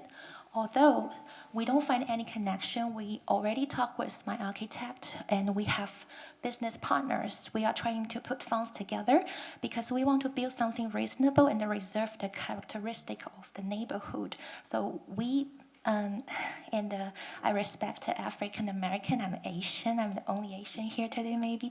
So we don't want to build any four floors. We just want to do something very conservative, like a 1 floor or 2 floors, no matter what kind of things make sense. And we want to respect the neighborhood characteristic. We had Allison send us some city planning regarding their drafting about how they are going to reserve the community. And it's what we want to do. Put the money together, put the risk together, work with our architect to really building something. But why we want to trying to ask your help to, release the extension because our money is supposed to put on the, funding, demolishing the place instead of doing the fence, moving the illegal dumping. We try all our best, but already several $1,000s putting in, remove the trashes, and we live in Austin. So it's not we ignore, it's very hard. And if we can demolish it and trying to work on something, making an election connection maybe, put a camera, and eventually put tenants here, I don't think people will come there to do legal dumping. So I just feel like I just want to do things for the neighborhood instead of just delaying things. Thank you. Thank you. Hold on. Yeah. Does anyone have a question directly for Any the applicant? question? I have a question. Okay. When you decided to purchase this property, did staff tell you that you had to go through this process of 90 days? No. They never told you that? No. Well, during a purchase, there would not be Well- any reason for staff to call her Well, up she and said say she got something. together with staff and they talked about options. When we purchased that one, we only have 1 day to make a decision. We purchased that not from Miss Armstead, we from the wholesaler. The wholesaler had a contract with Armstead, and we purchased from Armstead. And as a young couple, we just trying to make something good happen. So they say, oh, so many people looking at a property, you need to make a decision for 1 day, and they say, just make a decision. I feel like, well, maybe it's a great opportunity to do multifamily. My funding not from me, from my mother retirement. So, it's just 1 day. And then once we put it down, now during all those 2 years hardship, we realize, oh, we have to do the whole process. And it's a high historical, place. Things very different from in Austin maybe. So, but we try all those steps. Now we go back to this process. We redesign the design. We rethink about this property, and we know it's important as a developer to respect the neighborhood, respect my neighbor. That's why, I thank you for your question. So, Thank you. I actually have a question. Yes. Not to put you on the spot, but like you said, you've gone through this process for over 2 years. I mean, what do you anticipate your financial cost would be waiting an additional 83 days? I'm trying to Like another time, What will the delay cost you? what would the delay cost you? If we waited 83 more days, I mean, is it gonna bankrupt you? You've already waited 2 years. Well, I'll let you know I'm immigrant. My husband just became citizen through Army last year. And I am going to have my green card interview July 14th. And during the past 2 years, a lot of things could happen. So originally, we had the funding to purchase this one and do some development. At the beginning, we were taught by a company that you could just take the walls down and then rebuild it. And then we realized the survey shows that the property connects to another property too closely, and there doesn't make sense to rebuild it. So we try to rebuild it back to the original shape, but then demolish becomes the only reason to do a new building. So our estimated to renovate this place is just $200,000, which we very affordable. But now suddenly we know that the best way is just to rebuild it, and it has to be. And we took some, people to do the estimate. They are professional. They say it can potentially cost you $1 million. That's why we cannot promise anything. We just live my life depending on the God, because the past 2 years, a lot of things happen. Immigration costs us a lot of money, and our home in Austin costs a lot of money, and my husband have to seek parents cost a lot of money. My 2 children cost a lot of money. So now we are just trying to say, let's do things one-on-one, and we bring another one couple. They are experienced developers, and they potentially can bring funds together to move things forward. So the delay will make no sense for us. And so now we are just trying to see, okay, hey, let's have the demolition permit, and then we talk with our partner, see if they can bring funds together and do refinance with the bank. Or, with this permit, we maybe sell to another developer trying to, do something. But right? And when you think about developer, you think about, they're going to make a lot of money. But in this current time, real estate don't make you money. Real estate make you lose a lot of money. I want to take this responsibility. I don't want to abandon this property. I don't want to abandon this project. I want to make things forward. That's why today is a very important step for me. And thank you for this question. Yeah, things change and economics change. Our family situation very struggled always in the past 10 years. And I even just feel not very welcome by this neighborhood because of this. But I feel like more clarification, more communication will make things better. That's why, we still love neighbor, even love the people who do that. Yeah, right? But again, we are the responsible person trying to make good things happen with good heart. Yeah.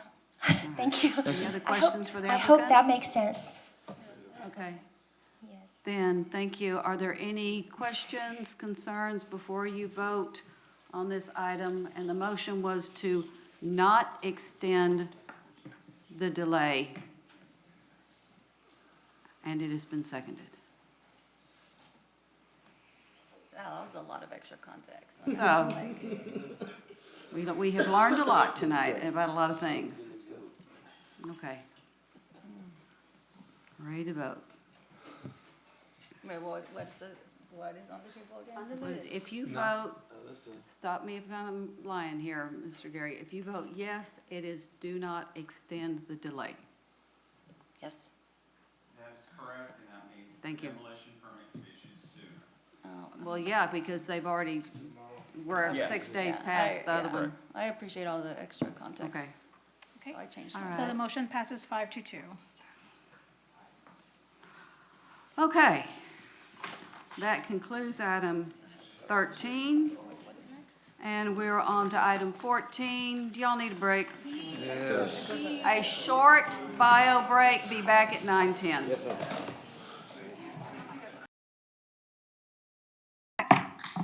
From our recess at 9:10, and we are now on to item 14. Consider modifying the purpose For those of you in the audience, can you take your conversations out to the lobby, please? Consider modifying the purpose of the River Bridge Ranch Pit Amendment Committee to allow broader discussions and possible recommendations by the committee regarding residential incentive policy. Motion to approve. There is not exactly a motion to approve. Ms. Hernandez, are you leading us on this one? I can speak on it just briefly. We had a meeting with the River Bridge Ranch PID Amendment Committee last month, and our PID policy is extremely out of date. It talks about moratorium that has kind of been lifted, and we talked a lot about that policy and realized we were getting off topic. The purpose that City Council provided for this committee was specifically to talk about River Bridge Ranch, and the committee would like to broaden that purpose to be able to talk about the policy and potentially recommend amendments to City Council to have that policy updated. It is from 2020. It's in your packet. It's the second only policy that we've ever had on this topic. The first one was in 2015. Well stated. I'm one that usually follows rules, but when maybe the rules need to be changed, I'm all up for that, having that discussion.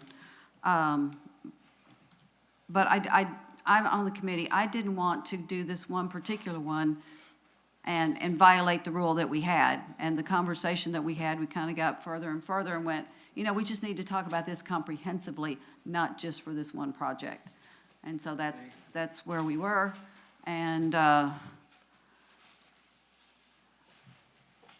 need to make a motion to that effect? I don't have particular wording in place, or is this a discussion and direction to? I think as long as there's a consensus to, you know, kind of like direction to move forward. And Okay, I guess what That's I'm fine. asking is, are y'all good with the, going ahead with the committee's recommendation to broaden the conversation to PIDs in general, not just this one in particular? In particular, the policy that was done in 2022. Okay, Mr. Scott is good with it. Mr. Gonzalez, you're on the committee with me, so I assume you're okay with it. You were at the meeting. Okay. And Yes, Mr. ma'am. Mendoza was at Yes, the ma'am. meeting. I'm good with it. Okay. The rest of you? No me importa. Why not go with it? Okay. We're going with it. It's a good way for us to Thank you. get in gear. It's time that we revisit that Very much so. policy anyway, so, because a lot has changed in the world. Item 15, Mr. Trevino. Discuss and consider the city council's charge to Charter Review Commission regarding matters for the commission to study and consider as the commission conducts its periodic review of the San Marcos City charter and provide directions to staff. Okay, council, this is what we talked about before, that I said, Mr. Gary did a really nice presentation about the charter, what it is, what it isn't. And so I let y'all know, and he did, that if there's anything in particular that we want this committee, that we're going to appoint here in a minute, to look at, now would be the time to get those things on the list. I'll start, because I mentioned one once before. I'm going to, I would like to recommend, and we'll see if y'all agree, that we be able to drop the number of meetings from 22 to 20, which gives us the option of not having the meeting election week. That always gets, it just gets tough. Because if we meet on Monday, we know that people who are candidates are out hustling. If you meet on Wednesday, you've just had an election and it may change from, but they're not really in place yet. So some cities just don't have that meeting. And I'm suggesting that we skip another one to have the option to, we got lucky this time. This meeting is on the 7th, and some people were back last week. Sometimes this meeting is on the 2nd. And so in order to give staff a break, give us a break, it just gives us an option for skipping a couple more meetings. So we changed it from 24 to 22 7 or 8 years ago in order to be able to take off a couple of times in the summer. So I'm just saying the requirement is 20. We could still meet more often. Would that be correct, Mr. Gary? This is That's just correct. setting the You can minimum? always have special meetings. Right. Always. Well, couldn't it still be a regular meeting? Yeah, I guess what I'm saying, it's special because it's not scheduled at a specific time. For But yes, example, you let's can say add this was your- already in place. And so it didn't make as much sense to skip the first meeting in January today because it's the 7th. So it would be a regular meeting because it's the first meeting. Sure. It's in our regular time frame. I wouldn't call that a special meeting because when we say we're only going to do 20, we haven't specified it. Sure, that's fair enough, yeah. But Okay. you can always have more is the bottom line. Right. There's nothing that prevents you from calling additional meetings. And, Okay. and also just what we've done in the past too, just is, we're not having to vote on it like emotions, it's kind of like direction again on each. I just each need of to your have at least 4 suggestions. people That's correct. indicating that they're in agreement. Yes, ma'am. So I'll start on this side. Mr. Gonzalez is okay. Ms. Rodriguez is still thinking about it. I am only because I was wondering if you'd be open to making the meetings happen in the summer. Sorry if y'all hate that. The only reason I say is because sometimes, like, you know, that's people's only chance to participate in the summer. They have more time. And so, I mean, you're still getting the days that you're talking about off, because I appreciate it as somebody who just ran a campaign, had to be here the following week. I didn't even get a chance to rest. Right. So I hear you on that, but I'm saying maybe flipping it and making us come in the summer. I'm not gonna jump in, agree with that one, because that time off has been really helpful, and I know it's been helpful for staff. We changed it. Originally, it was 2 weeks. It was both of the meetings in July. And I said, we can't do that because that piles everything into August, or so much into August, when we're needing to focus on budget.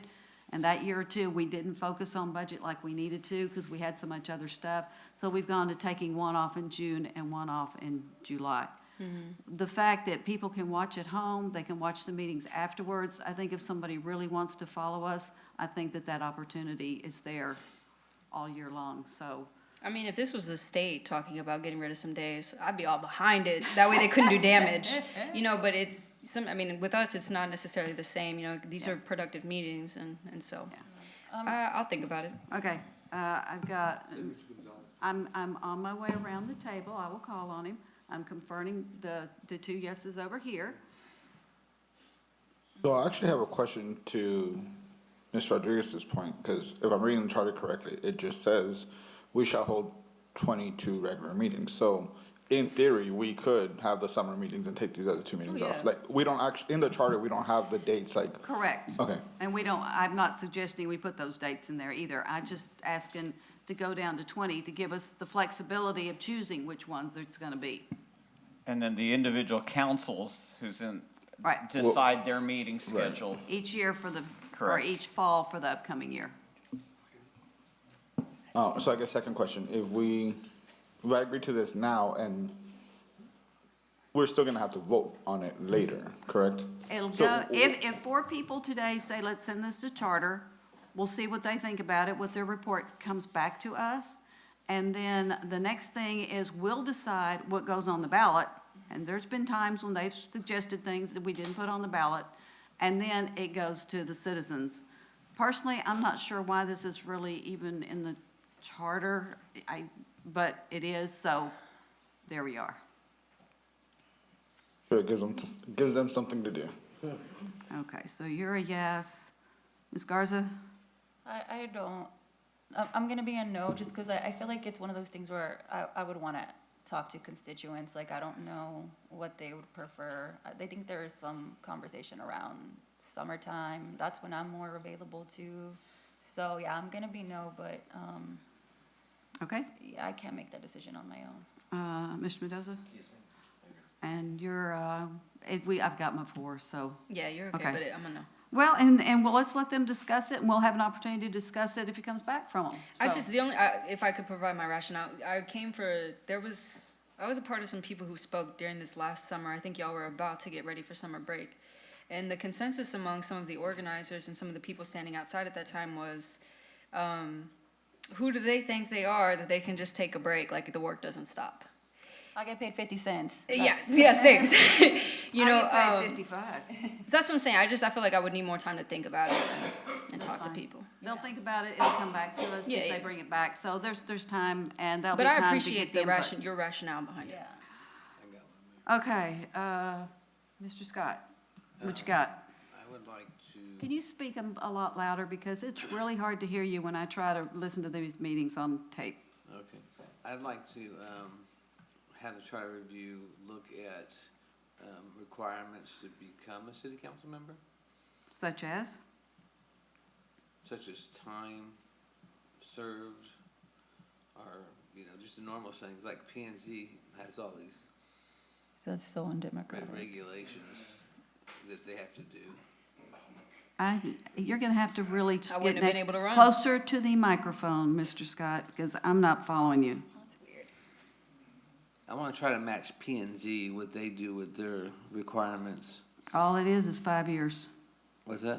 5 years residency. Council, it's 1. Okay, well, I want the charter to look at that. To look at residency or being a P and Z commissioner first? Altogether, cumulative. Okay, let's go back. And as part of your deal, the length of time that you must have resided in San Marcos, That's one of contiguous them. time, okay, do you have a particular number in mind? No, that's why I was gonna let them kinda, Okay, all right. it's like, So, residency, and are you talking about extending the 1 year or less than 1 year? again, I don't know, we'll have to see what they say. Okay, so residency. Now, are you also suggesting that people have to serve on boards and commissions Do they before you can have file? Is that what you were saying? No, That's kind of what you said. to have to serve on boards and commissions? That's what it sounded like. Okay, No, that's, I thought, it surprised me. Okay. So, I don't remember saying that. need to go around the table on, let them look at residency. You're a no? Mr. Gonzalez? Well, maybe something like what Shane said. I was thinking more of, Hold on, being- what, stop? There you go. Be Start invested over. in San Marcos, at least lived in San Marcos for 5 years, and then be able to run for council. And the reason being is because you get to know the city, the people, and everything else that goes with it. Okay. I would like them to also be able to serve on the board or commission. That'd be preference. It's not mandatory. Then, well, if it's not mandatory, then don't we- talk about it as okay. being in Let's the just stay charter. with the 5 years. Okay, 5 years. Okay. Got it. I'd like to see it be more than 1 year. Ms. Garza? No. No, I mean, like, no, I don't have a strong opinion one way or the other. Okay. It's one of those things I would have to like sit down and like unpack it. Well, we don't have time for that, though. We have to Yeah. finish this list Right. this I mean, evening. I'm sure you guys can handle that if you feel passionately Okay. with your votes. Yeah. Mr. Mendoza? You're, have a look at it? Do you have a particular recommendation? I think the 5 years is something we start. Mr. Gonzalez? Yeah, no. You're a no? It applies to One, you. two, Some people just be Three, chilling for 5 four. years. I've got 4 saying to look at it. We don't have a consensus Council on loves exactly what to residency look at. requirements. Do what? Y'all love residency requirements. They're so weird. arbitrary. I know, some people just be straight chilling for 5 years, like you're just a Yeah. hermit Yeah. in your house. Okay. Anything else under requirements for city council? If not, I'll go to, come up with the next topic. Single-member districts. That was one of the recommendations from the last. Well, kinda. It was to start looking at it, which we haven't done. And I'm sorry, Okay, I yeah, didn't, yeah, I tomato, wasn't, tomato. didn't hear that. Single-member Oh, districts. Okay. What would you be open for also having 1 or 2 at large? I think, and I couldn't answer that question without seeing like their landscape. Mr. Sotelo and I participated in the ISD's redistricting combo. It's like really involved, so I couldn't tell you either way. I think it's whatever. Yeah, just the contemplating. Okay, contemplating single-member districts. I got you down as a yes. I'll start down here this time. Or redistricting. In some form or fashion. We're just giving them general direction of things to look at. Yes. Okay, you're a yes. Mr. Mendoza, yes. Mr. Scott? For single districts? Single-member districts. I don't know about that. Do you want charter to look at it? Yeah, they can look at it. Okay, so that's a yes. Shane Scott's like, I could win at large, it doesn't matter. Mr. Gonzalez? I'm a no, and the reason being is, I think in this election, we proved that anyone can get elected no matter what part of town they come in. Okay. That's Ms. not even Rodriguez? the point, but okay. I understand the discussion around it being beneficial, I do. However, a lot of other cities that I'm familiar with that have single-member districts and some even having at-large, they were able to start that process a whole lot earlier. I just think that, I mean, I'm okay with them talking about it. I'm just, on the record, I'm not necessarily sure if I'm a proponent for it. And yeah, I'll leave it at that. But you are yes to have them look at They it? can have it, they can look at it. Okay. Yeah, because if this goes, if it comes back, we say yes, goes to the voters, that would be this November. I'm not sure we would even be ready for the following November. It And may be I- a 2-year to get there, if it passes. And it's just like, who makes the lines? Well, that's a whole process. Well, But that's there's- what I'm saying, it's a whole process that people have in the past in other cities used to redline, used to take away resources from people. And so I understand, exactly. I understand the intent to ensure equal representation. I do, I'm with that. I've just seen this process, and typically the people who are privy to this process, be used in a way that does not help the people that we're trying to seek to help. And so that's the only reason I said that. I have always been against it, because what I don't want to see up here is fights about districts.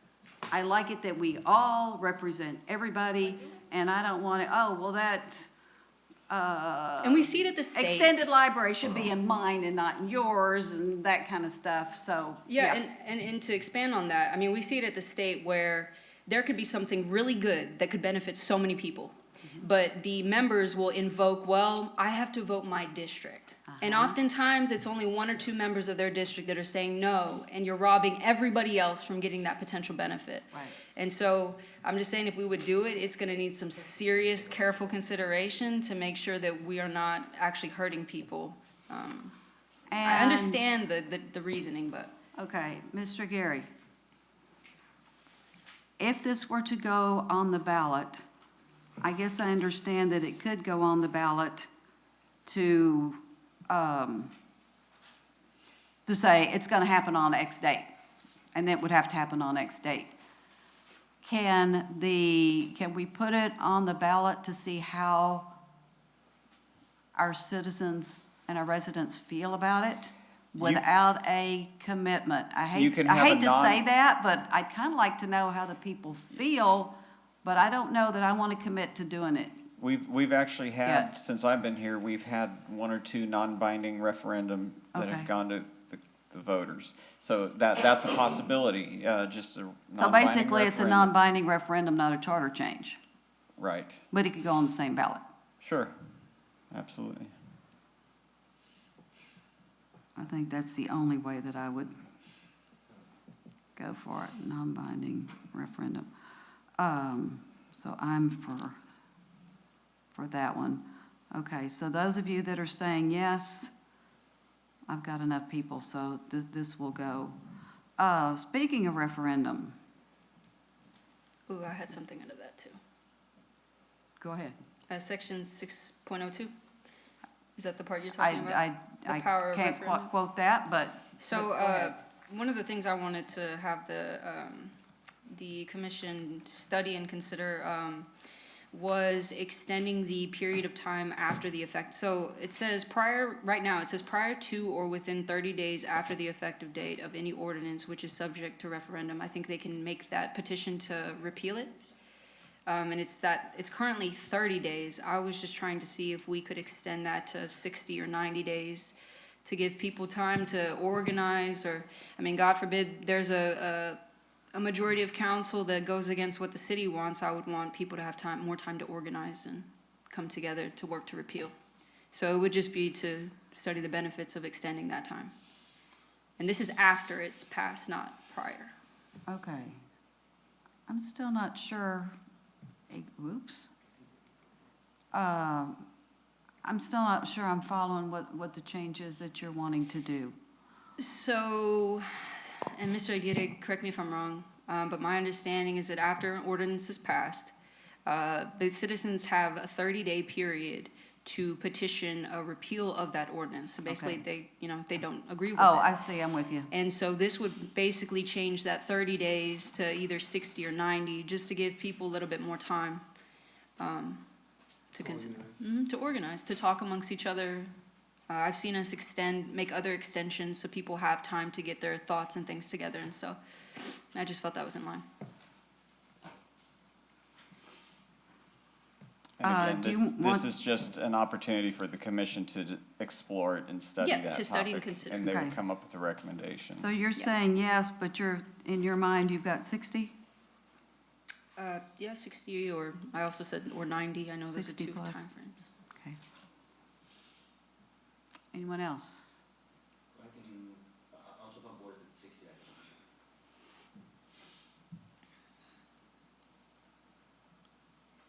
I feel the same way, Mayor. 60 or 60? 90. It's not tested, I guess we'll try that medium ground, but let's start with 60.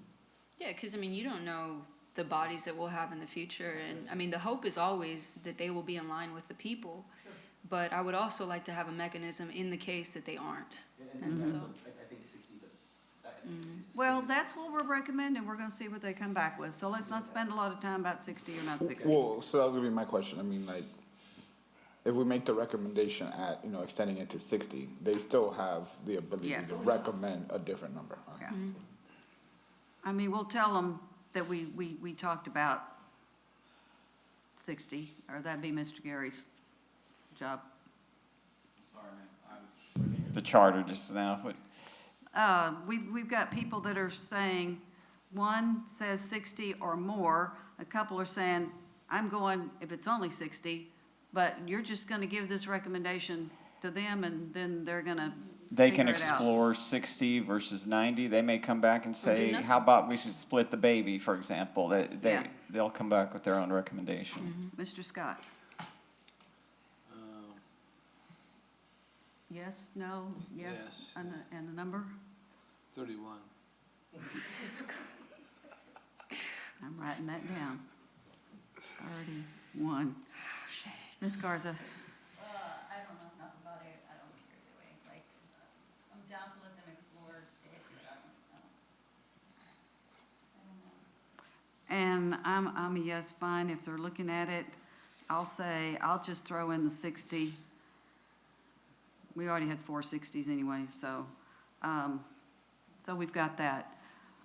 Petitions, was there something with petitions that we had talked about in the past, that there's something in here that's not as clear as it could be? Remind me, I don't remember. I'm not recalling that discussion recently. I don't even remember, I mean, council didn't talk about it. It's something I think I may have asked you a long time ago. Okay, well, we'll see if And now, that comes up to one of the them. things is the commission may come up with its own Right, suggestion, so there's that opportunity. yeah, they'll go through, I think, what have y'all done before, like 3 sections for the first, each for the first 3 meetings or something, so, anyway. Okay, so, council, is there anything else? I got one I'd like to add, Mayor, and I'm not sure this is the right body or not, but it's changing the drinking hours back to 12 That's not o'clock. in the charter. Where is Mr. that? Gary? How do we address that? Well, all right, right now, I think it's an ordinance that we've passed, and Yeah, Okay, well, maybe you can tell me later how to go about it, and. put on the agenda for discussion. Yeah, okay, that sounds. Prohibition.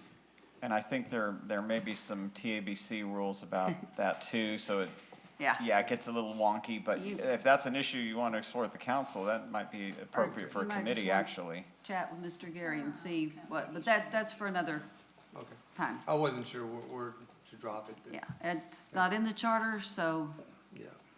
the change wouldn't be in the charter.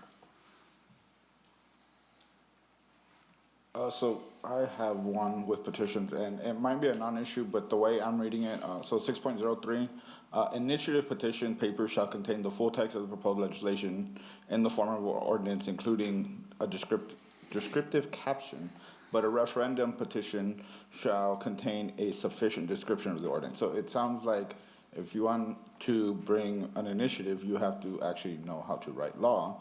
But if you want to essentially overturn one of our decisions, you just have to have a general idea. I think we should, in one way or the other, make those requirements the same. A little more specific?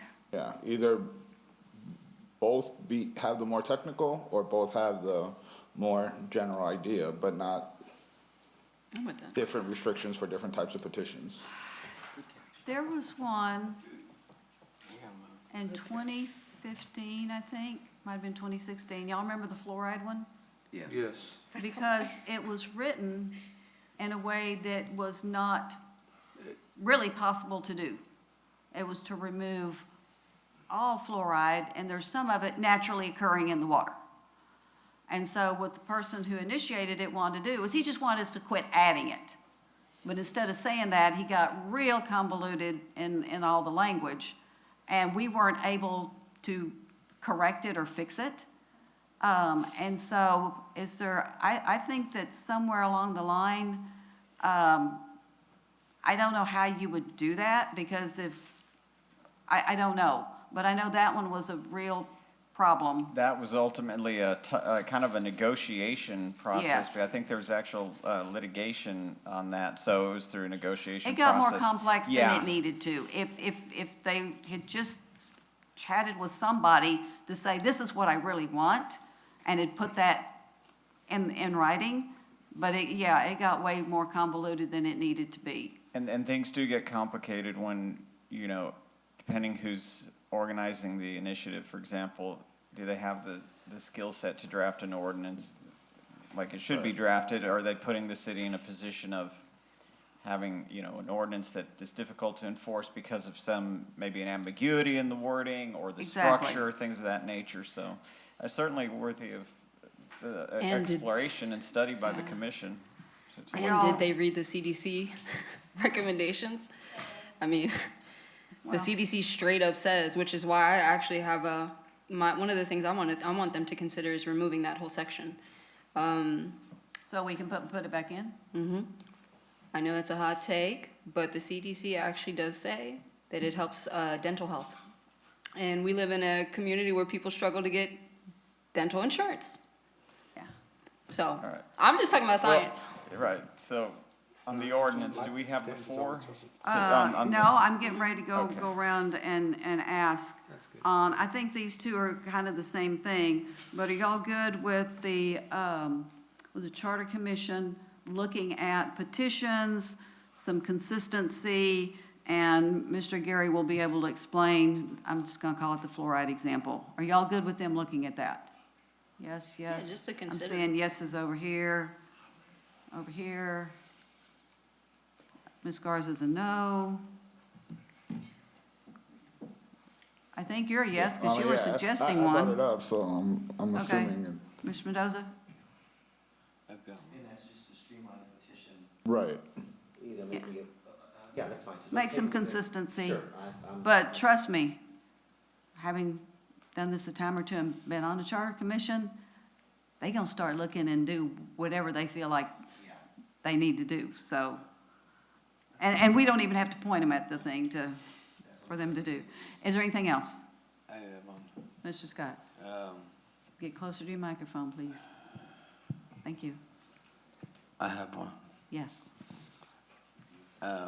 Mayor and council moved to 4-year terms. Mayor and council? Yeah. Well, mayor to 4-year was suggested last time, and I talked 3 of my colleagues out of it. You want to talk about it again? Yeah, I'd like to talk about it. Okay. I'd like them to talk about it. Instead of these off year 3, 4 even years. Okay, and would that, do you have a recommendation as to whether we would be elected in even or odd years? Even years? I'll tell you, I'll be against that one. Presidential? Presidential or gubernatorial, like, Yeah, which one? Well, it would be, From what time period? no, well, it would be half in the governor years Right, and yeah. half in the presidential years. And you know, half means one time it's 3 and one time it's 4. okay. No, I assume had that's it what you wrong. meant? Not everybody at the same time, No, right? No, I'm odd then. You want odd? Yeah, Now, that I'll support. yeah, no, that makes sense. Yeah, I brought this up before. It stays in November, but, well, so that whenever we're on the ballot, people will focus and pay attention to council members and that we don't get lost in the sauce, as you might say, at times, when all the focus is on president or governor. When you're up in an odd-numbered year, oh, man, the focus is so much better, and the electorate is way more informed about city issues. Okay, so, you're just saying mayor and council 4-year terms, you're a yes. I'll be a yes, and the reason you have to go to 4 is you can't do 3 if you're doing that, so I'm a yes. Ms. Garza, did you say you're a no? I don't know, let me think. Okay, think about it. I'll come back. Mr. Mendoza? I'm a yes. Mr. Gonzalez? I know, big Sure. stuff for your first meeting. I'm just like, how convoluted that's gonna be when it comes back is. Well, I mean, they'll have fun with it. Yeah. We just want to give them a chance to explore. Actually, no, and I'll tell you why. It was actually something you said to me, Mayor. You had told me that that you found benefit in the city, for a mayor specifically, the mayor going back to the city and essentially earning that position again, knowing that it's one of the most Every prominent 2 positions. years instead of 4? And when you said that, I was like, okay, George Washington, because that's what they say about George Washington. He gave away his power. I would just hate to be stuck with somebody I hate for 4 years. To be candid. Oh, my big yes on this is the odd years. I still, I'm okay with that. I'm still 2 for mayor. I just, Yeah, I'm 2 for mayor. Yeah, that was gonna be one of my yeah. questions, but I assume based on the answer to previous questions. okay, let's go back. I'm gonna ask this question in 2 pieces, and we're gonna go back and we're gonna do over. So, if you'll give me, now I'm gonna ask you for 3 answers. Me?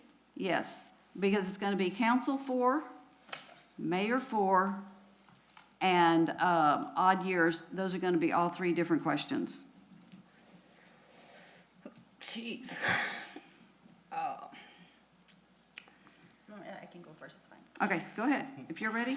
Yeah, no. I need 3 answers. Yeah, no, no, and no. Oh, well, that makes that Yeah, easy. give me that one too. No, and no, okay. I do get out the vote a lot, and I get like the hyper focus on odd years, but I have been able to engage people in conversations about city council while capitalizing on the fact that they're excited about another like bigger elections, you know. When I've worked other people's campaigns in like off years, people don't even want to open the door, you know, it's like, it's so much harder to. But there's always something on the ballot. When I proposed this before, Yeah, but it's a little I did different, the it's a little research. different. It's That's But how then you city- just constitutional amendments, those are constitutional important too. amendments, Wow, Jane, Mayor, you don't even believe that, like. Yes, I do. It might be important to you, but it's like not important to the average person. I don't think it's too much to ask people to come in and vote Yeah. once a year. I just Okay. think, yeah, we don't do So a you're great a job no. as a state doing voter education to that point. Mr. Mendoza, I'm a yes. for what, I Let's got go 3 with questions. 4 for council. I do not want 4 for mayor, but I'll take, the last one is a yes. Odd years, Yes. okay. Mr. Gonzalez, That's. Yes, no, no. I'm sorry, I have, So, 4 for council, yes, the other 2, no. okay. Mr. Scott, Yes. no, don't, just, you gotta give me you gotta say mayor, council, odd year, Oh, and then yes or no. For council, 4 years, for mayor, I still think 4 years would be good. So you're a yes for council 4 years, you're a yes for mayor 4 years, and odd year, you're a yes? Yes. Okay. Mr. Gonzalez, Okay, for council, I'm 4. 4 years? 4 years. You were against it before, Mr. serving his But I 9th have year. learned a lot. For mayor, I like 3. I think 2, it's not, I like 3 years because it's just not enough time for that person to get repaired. 4. All right, And for the 3rd one, Odd. odd years, uh-huh. will be 4. That one doesn't matter to me. You have a good memory. No on the 4 years for council. no on the 4 years for mayor. I'll consider the last one. Okay, and so by Just no, to make what it you're happy. saying is you want to leave it the way it is? Yeah. Okay. I am consider 4 years for council, and that's only if we go to odd years. If we don't go to odd years for everything, leave council at 3. But I'm a big yes for odd. And mayor, no, I really think I think you ought to have to earn it every 2 years, as tough as those campaigns are. So, anything else?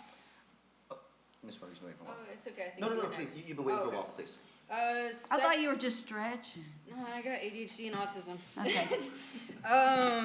Section 701, planning and zoning. I actually want people to consider, or the commission to consider, reducing their 3-year term to 2. To add more fluctuation in who serves on that board. It's a critical board, or a critical commission, and I want them to talk about that. And how many terms can you serve? Well, that was a separate thing. I know we're supposed to consider each thing at one time, but I also want to address their term limits. I For don't P&Z believe only? For P&Z only. On it? I Okay. don't believe their term limits are even aligned to what ours are. Their term, generally speaking, y'all stop me if I'm lying, boards and commissions, it's 2 terms. You have to lay out at least a year. You could be reappointed, that's a council decision, after you've been out off at least a year. Am I correct on that? Yes. So And maybe. our other boards are 3 years, and we actually had a couple that were 2 years, veterans, something else maybe, and we got everything realigned to 3 years a few years ago. And not to discount the work of other boards, but we know that P&Z is a whole different beast. Yes, it is. They have a whole lot more power, and so I didn't know it was 2 years. I appreciate that. I also though don't like the 1-year break. I mean. You think the break should be longer? Yeah, I mean we need new people. Uh, Nothing against the commission, but I mean we benefit from having. Well, no, P&Z apply, it's for all commissions. P&Z is the Oh, same as the- all commissions, that you have to have at least a 1-year break. And But I know, then- but I'm saying for P&Z specifically, potentially extending that 1-year break to encourage, almost force people to select new blood. Greater than 1-year break between terms. Okay, so I've got you down for the terms going from 3 years to 2 years. Still 2 terms? That's fine. Okay, still 2 terms, but you want more than a year break between terms. And Okay. whatever the commission decides, if they want to go that route, if they don't, that's up to them, but just, a prompt. Okay, so you're proposing it, so I assume you're a yes on both. Who's next? I'm gonna be a no on the 2-year, simply because P&Z is a complex thing, and I would hate to see the turnover. People need to be there a while to really understand, one thing, the development code, and others, I want to see that experience, so I'm gonna be a no on that one, and I'm thinking about the more than 1 year in between. As for myself, I'm thinking of a 3-year terms, being on P&Z for 8 years. The first year is a learning trend. And the second year, you start riding the bike. So you're a no? Yes. Keep it at 3? All righty. I don't know for both. I'm a yes for whatever. Yes. Yeah, like Mr. the Mendoza is P&Z a no. situation's like kind of weird, so remix it. Mr. Scott, No, to both? yeah, Which leaves it the way that it is. yeah. Okay. Oh, I'm sorry, Mr. Gonzalez, what did you tell me I about? didn't tell you. That's why I don't have anything written down. Okay, The 1-year break, leave it the way it is now. so you're saying don't change it? Yeah. Okay. Mr. Gonzalez on this side? Does my vote really make a difference at this point? No. Yes. It still counts, man. No. No, it Well, because I really don't care about the first 2, the 1-year break, I could get behind that, so I would say yes to that one. your yes on a more than a 1-year break? Yeah, And no big opinion on 3 years or 2 years? correct. Okay, so we've got no on changing from 3 to 2 years. And then we're split on more than 1-year break. So I guess I'm gonna say no. And part of the reason for that is consistency with the other boards and commissions, but I will not argue with you that P and Z is a different breed of cat, if you will, from the others. A whole lot. Yeah, A whole lot. That is the, yeah. Now, doesn't mean that the charter can't look at this and say, we want to talk about it anyway. Anything else? I do have one. I've got a whole nother page here. I would like for them, and I have no specifics here, but I want them to review Zoom and attendance options for all the boards and commissions. I want them to be uniformed and discuss what they feel is best of how many Zoom meetings you can attend, how many meetings you can miss, and have them decide that. I'm not sure what you're saying. So I feel that, you know. We I mean, already have requirements for how many well, I meetings think you we need to can look at that, miss. guys. Since we take this look at every 6 years or so much, so, given the change in what's happening now, especially with the leading in the IT industry who created, you know, WebEx and Zoom, I think we need to reevaluate that and consider putting rules up as to how many times you can Zoom and things like that, and how many times you can miss a meeting. What about COVID? We just want to Yeah, make that's the reason why Zoom was accepted. public government. We created WebEx at Cisco Systems back in 2008. We created it for major corporations to use for. I understand all that. I'm saying, look at an example like COVID, Sure. unprecedented. Yeah. Everybody had to get on Zoom. So what, they would be violating that? No, that's why we're looking at it again. What we're saying here is things have changed. So the IT industry was the first one that put for COVID. When it There's first came out, remember, they exceptions. were out there saying, hey, this is the way we need to go out. So they put, the IT industry was the leader of everything. That's where they're saying, this is where we're going. Now they're looking back going, okay, COVID's over. We need to start going back into. People are also immunocompromised. My mother's immunocompromised. Sure. So, I'm sorry, but I don't think a lot of people realize that Zoom options is actually a public health accessibility issue for some people, that yes, they may want to participate, but to participate in public, knowing that they're immunocompromised, puts them at risk. What if there's accessibility? That's their only way to I- It participate. doesn't have to I be would sit there and COVID say for Exactly. someone to have an You know- individual issue. But I just wanted to review it over again. Yeah. That's it. I'm not saying what certain rules, I just want to look at it over again and look at the way that everything's changing. Now, Well, I'm let's looking no at look at it regulations. again, because we don't have any rules then about let's- online. And I would like let's look to at make the platform generic and not necessarily call Oh, it just Zoom any. online. Attachment, yeah. WebEx is the correct IT No. term, but, yeah, it is, because Cisco Systems No, has a. that's a brand too, No, it is, but that's the, Okay, who cares? right, that's like what it is. Video conferencing. right. That's a generic term that uses telepresence. Mr. Mendoza, Sorry, I I'm need just to go clarifying. around the table. I think we all know what we're talking about. I'm gonna be a no for the reasons Amanda mentioned, but also, yeah, I just don't wanna give people or the public the perception that you have to be able-bodied and Literally. have access to transportation to participate in government. Were you saying that we shouldn't Zoom? Because what I was saying. I didn't think so. Even like, yeah, I'm just saying like, the. Even limits. Rules and limits, like, I just. Now, here's some things that I've got an email ready to go to staff. I haven't sent it yet. I would like to see us do some things, different things in the way we do Zoom meetings, so that we don't have like what the HSAB had, which is the most important thing they had was on the screen and you can't read it when you're watching the Zoom meeting, the recording. I would like to see some things change there. I'm not saying don't do Zoom and don't do whatever. That I agree with. And of course, there's state law that says the presiding officer has to be in the room, and I would never suggest changing that, because presiding officer needs to be in the room. And I would hope, I would prefer that these commissions not do as much Zooming as they do, where everybody's Zooming. But, you know, we really don't have any rules about that. Well, I We never think- said any. I think of actually, I was talking to some people outside because it was totally lost on me until I went to go back and watch HSAB, how small that meeting place is. And so that's why I was talking to some people. They can That's use why they this room. chose to get onto Zoom, is because they felt They claustrophobic can in that use this small room. room, there's a bigger room over there, there's a city hall conference room. There are bigger rooms that they could use. That's fine, I'm just not for Yeah, limits. half the time the tech doesn't work, like, let's be for real. Yeah, well. Anyway, but I would like to see some stuff done. I'm not so sure that's a charter thing. That's what I was gonna say. In my particular case, because you have to wait 4 years and it takes a vote of the citizens. I would like for us to discuss that. I'm not gonna support it for charter. For charter, okay. So, anybody want charter on this? Well, if you don't feel like it's part of the charter, then I can.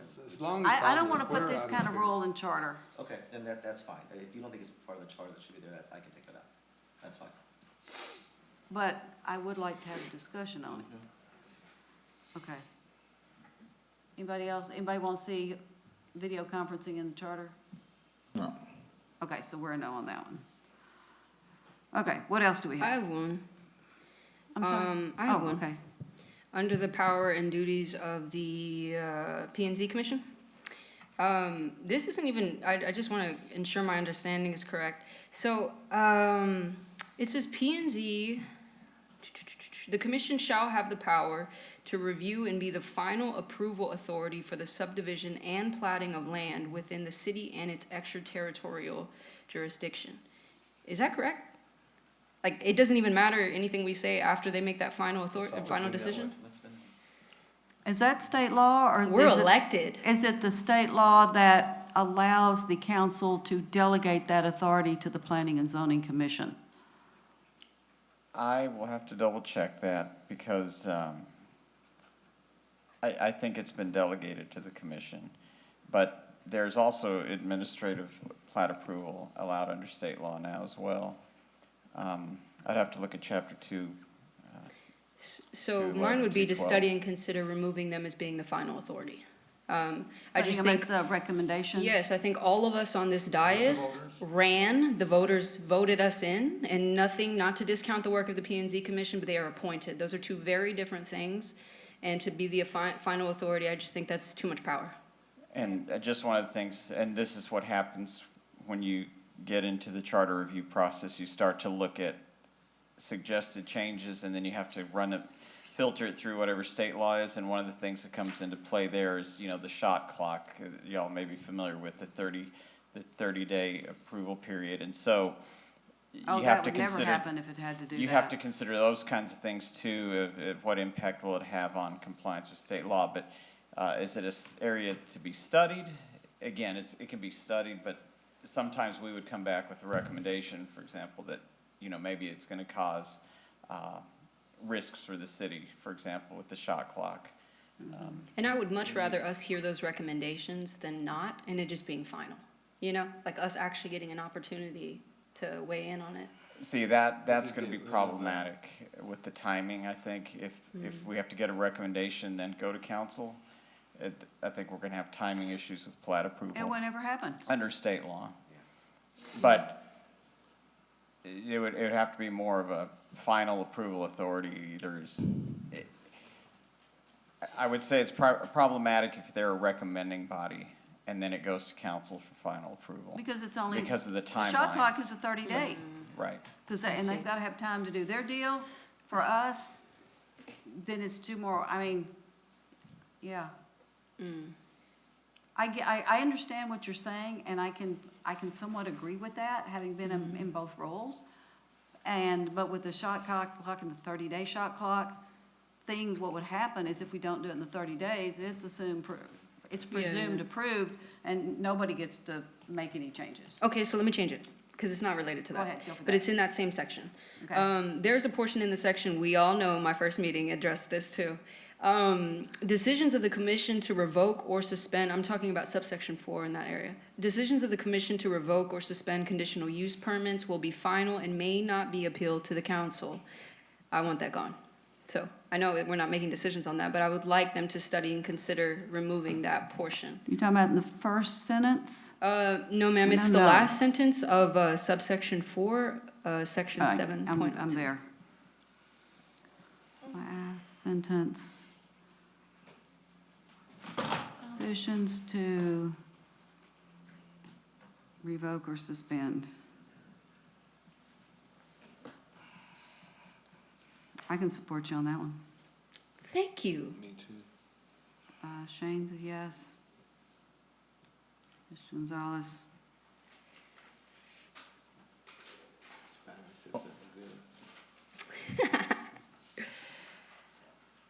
I'm still thinking. We're waiting for me. So yes, and then also, I want to go back to the one you were just saying. I'm sorry, say that again, sir? Yes, but then I also want to revisit the one we were just talking about. Okay. Yeah, this Ms. is Garza a doesn't lot. have an opinion. Mr. Oh, Mendoza's no, still I'm fine. thinking about it. Oh, I'm you're a good. yes? Yeah, I'm just Okay. saying, like, isn't this what the charter commission Yes, is but for? we, Well, even we're the telling them state what to does look at. charges. They give This is charges to too the much. committees. We're just pulling it out of, Nah, some of us read the packet. I appreciate that you read the charter. Thank you. Thank you. hombre. Okay, so that's a yes, that we're gonna give that to them to look at. And of course, really, that's a yes or no. There's really no in between on that. Anything else? It's already 10:04. Yes, real quick, back to what she was just talking about. So be the final approval authority for subdivision, planning, yada, yada, yada. So I know the concern was a shot clock, and if we don't do it within 30 days, it's considered automatically approved. But could we do it to where it's an appeal to city council? So if the commission says no, then we're not really up against a shot clock, because we're not risking it being automatically approved, because it was already denied. But the applicant can still appeal to council, and then we can overrule a denial. Is that rationale correct? Is that? We have that now. Wait. That's what we do now. Well, no, Currently- well, I'm talking about the subdivision plotting of land, because it says that the commission Yeah. is the final approval authority. I'm not so sure that I, as a council member, want to get into plating. I mean, there's so many rules in our code that are required. Engineers have to complete the form. I'm not sure that there's ever been a plat that I would say, ooh, that should have been done differently. Zoning, which does come to us, that's So important. plats are what they call quasi judicial. It's like, that's why you always hear plats almost always have to be approved. If it's not like zoning where there's a lot of discretion and Right. latitude, which is a legislative decision, plats are quasi judicial, meaning if you check each of the boxes, Yeah. like the development or not, you're essentially duty bound to approve it. Per state law. It's a ministerial act to approve it. That's why I'm saying I wouldn't want us to see plats. I can't recall any example where I've gone, ooh, that was a bad plat. there's not I much don't we like can all do the about it. projects, So- and I vote on the zoning, but the plat itself isn't usually problematic. Mr. Gonzalez, I'll come back to No, you. I agree, it's gonna pass. If they met all the requirements. You we have no to. choice but pass it. Right. Okay, Mr. Gary, and then I'll go back to Mr. Gonzalez. And I'm sorry, what is the question, ma'am? Well, you're saying it's basically if it checks the boxes, it's gonna be Well- approved. The 30 days is our opportunity to go, wait a minute, we're not checking all the boxes. You've got an issue with this. And sometimes, I remember when I was on P and Z, it was a 3-to-1 ratio. People were trying to get by with things there without getting special approval. That was the big one. But it didn't come to us that way, because, they would tell us, and we'd say, why is this kind of weird? And they said, well, they're doing more than the So- 3-to-1, and, It's really an administrative level decision if the plat right, is complete. It's not gonna make it to the planning zoning commission or the council if staff hasn't done a completeness determination first under state law. So a lot of this is already gonna be set up by state law, so the only difference is who's the approval authority, whether it's, you all want it to be the council or you want it to be planning and zoning commission. Most cities delegate that power to planning and zoning commission. Could the council assume that? I think under the local government code, they could assume that role. but it would be But- us instead of them, which, Right, I think yeah. because I of the wouldn't suggest timelines, that. there's some practical issues about having a two-step process with the P and Yeah, Z. it just wouldn't happen. So Mr. Gonzalez? I guess so that kind of switches the reason why I want to do it now. So essentially, if I'm understanding correctly, as long as you check all the boxes, P and Z is duty bound to approve it. Now, if we had a rogue P and Z that was like, I don't care, we're not going to approve it, then the applicant's only recourse would be what, litigation? Wouldn't it be Actually, easier to have them? there were some recent changes with the last legislative session where almost any decision of the P and Z, if there's not a remedy available, they can appeal to the city council. So that's already there? That's one option available. But also, more commonly, they'll go straight to court, and we're actually familiar with that process. Yeah. We've had a case that's been appealed to the district court for that very reason. So that's usually the So remedy, if they're straight to approving court. it, if it meets all the criteria, staff's good with it, and they're gonna approve it. If, like you say, we have some that go rogue and say, well, we don't care if it checks all the boxes, we're gonna say no, there's already a process to appeal that to the council? Typically, if the developer opted to do that, they could appeal to council. Okay. But typically, they're gonna go straight to district court. I don't think we could compel them to go to council before going to district court, but I would have to explore that with the commission if that's an area they wanna look at. Well, yeah, because now that we've opened that can of worms, and I know that part, I think at least giving them which I guess you're saying that in state law, that option already exists, but when we have something that directly contradicts that in our charter, they might not know that. So I think giving them the option to appeal to council, rather than having to go to district court, is a faster and cheaper option for the developer. And if they don't like to go to council, tells them they can still go to Yeah, court. but then at least we still have the opportunity to correct a rogue board rather than having to go to court, is the way I'm looking at it. If I were the developer, I'd spend a little extra time and go to council and see what my chances are before I go to district court, but that's a decision that they make. But the So thing is is, that- but we're talking about something that's already in state law, so So I guess the question is that something you want the commission to study, is, That's all I options? wanted, is just for them to discuss it. That was it. okay, so you're a yes. Mr. Gonzalez here is a yes. I'm not really interested in them spending time on it, but that's okay.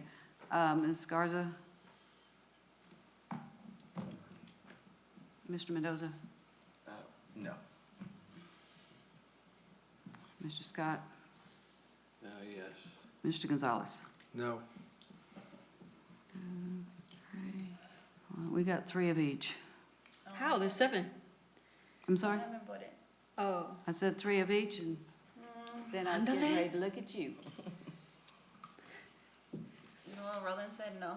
No, I'm just kidding. Here's That's the the way deal, if lobbying there's works now. this much conversation about it, we probably ought to send it to them.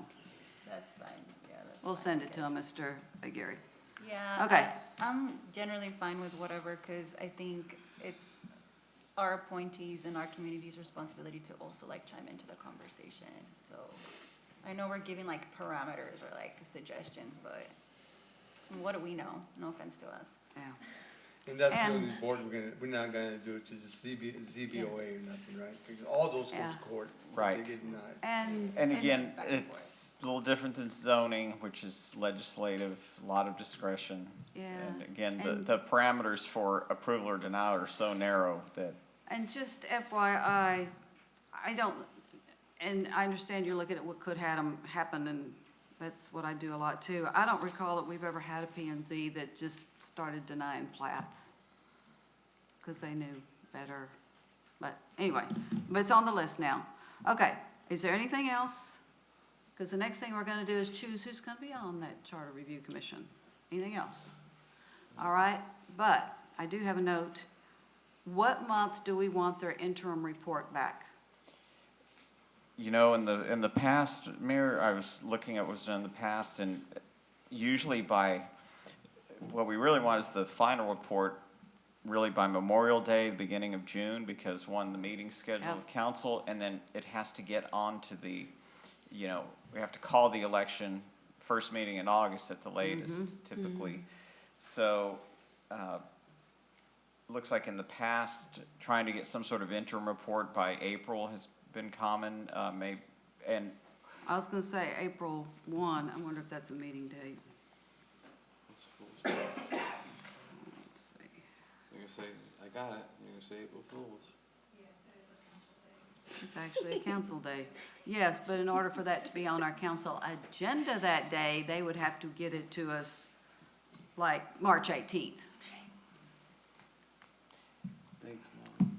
And, yeah, and so what would happen is that initial report, right, the council can look at it and actually at that stage, council may say, look, these items are no, don't waste any more time on it. These ones, we like, explore it a little more or tweak it, whatever. So in other words, it's an opportunity for council to give it its input on the progress of the commission through How that date. about Friday, March 14th? Sounds good to me.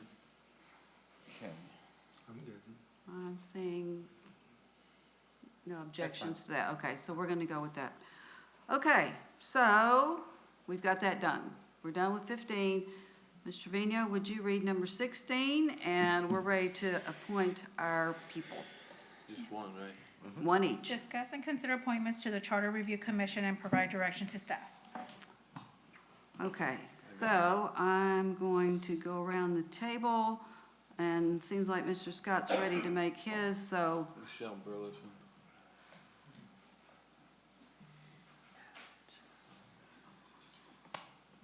Jim Garber.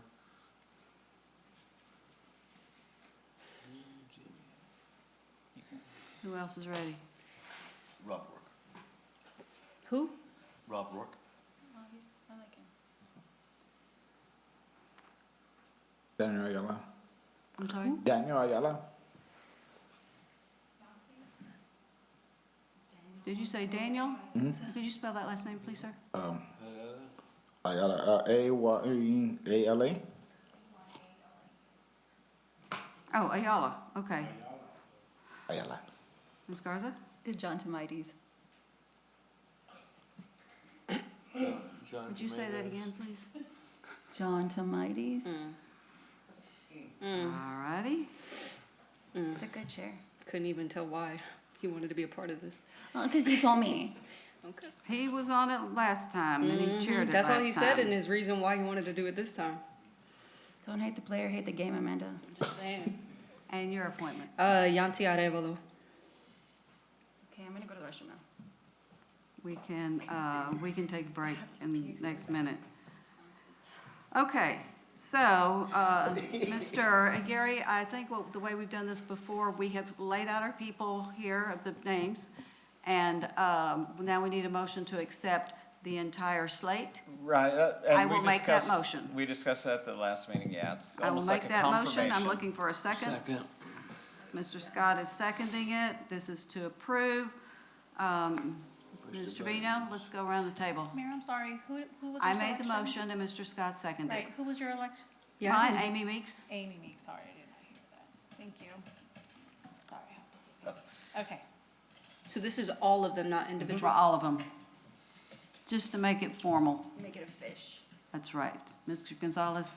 Okay, motion passes 7-0.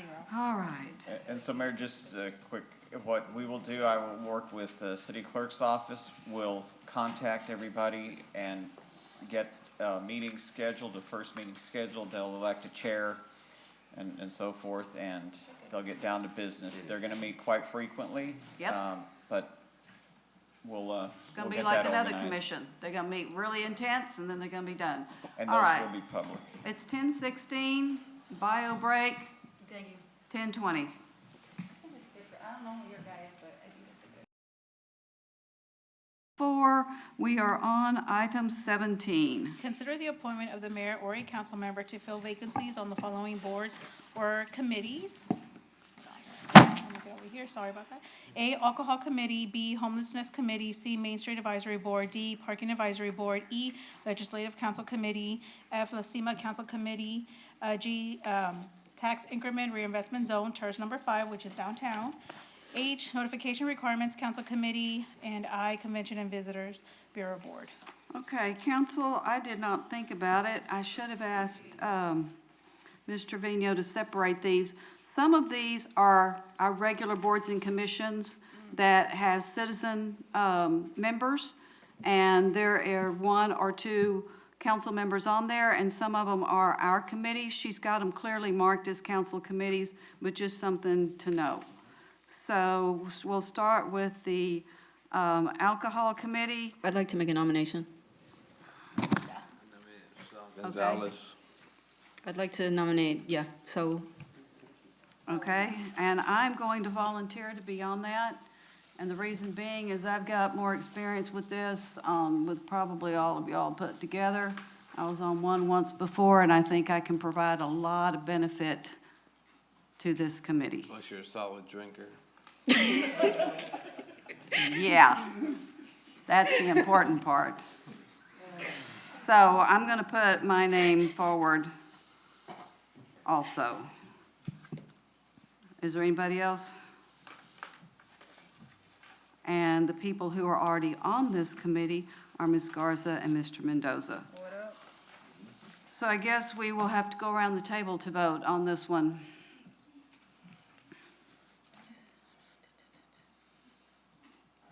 My mic, there it goes. Ms. Rodriguez, Mr. Gonzalez. Mr. Gonzalez, Myself. thank you. Mr. Scott, Mr. Gonzalez. Mayor Houston, Myself. Ms. Garza, Mr. Gonzalez. Mr. Mendoza, Just to say this, I really wanted the both of you to be on there, either one, so I'm gonna have to say Mayor Houston. okay, and Mr. Lorenzo Gonzalez. I'm gonna abstain just because it doesn't make a difference, and I want to abstain from something. That's not how that works. All right, so right now we have Mr. Saul Gonzalez. Okay, Homelessness Committee. We need one. Homelessness. I'll nominate Amanda. Oh, sorry. Thank you. Que no, I was gonna say something, but never mind. Like que no llore. That's what I want to do. Any other nominations? Then we can vote on the push button one for one. okay, there it goes. Motion passes 7-0. All right. Oh, I'm on that one too. Oh, gross. Main Street Advisory Board, this is a regular board or commission that we are ex officio on, I'll nominate and there's only one. Amanda Rodriguez. For what is this? Main Street. Oh, gotcha. Are there other nominations? Or volunteers?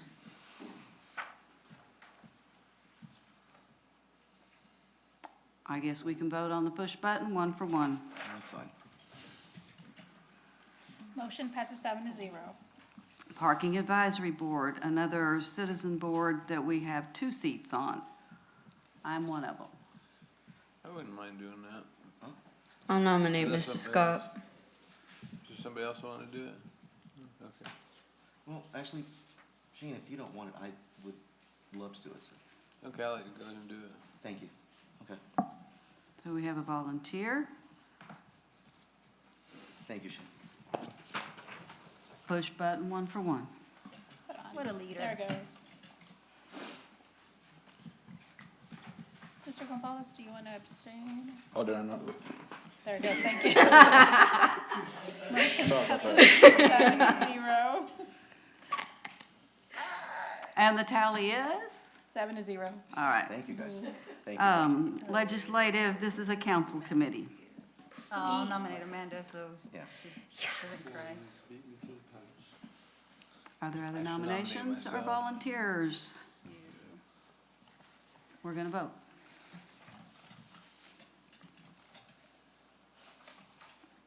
Motion passes 7-0.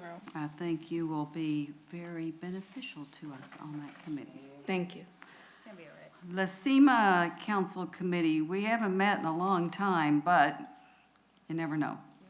Mayor, I'd like to jump on this one just because I'm part of the ranch one. That's cool. Yes, completely different. I know, but That's I'd a like to PID still. one, but, Yes, ma'am. okay. I'd like to stay on this larger Current piece. members are me and Mr. Scott. I'd very much like to. Anybody else? Let's push the button, one for one. Motion passes 7-0. Thank you, guys. The TERS Board, which, number 5 is the Downtown TERS Board. Currently, I am on it. We have 2. There are 2 commissioners and 1 downtown business person. We alternate, city appointing, commissioners have to concur, and the other way. That's currently Kyle Malleus, and I don't even remember whose turn it is to appoint, because we both, whoever it is, we say, yeah, Kyle, he does a good job. I guess I'll do it. I nominate Shane Scott. I nominate Amanda Rodriguez. Oh, that's gonna be rough. Mr. Gonzalez is nominating Ms. Rodriguez, and someone nominated Mr. Scott? Yes, ma'am.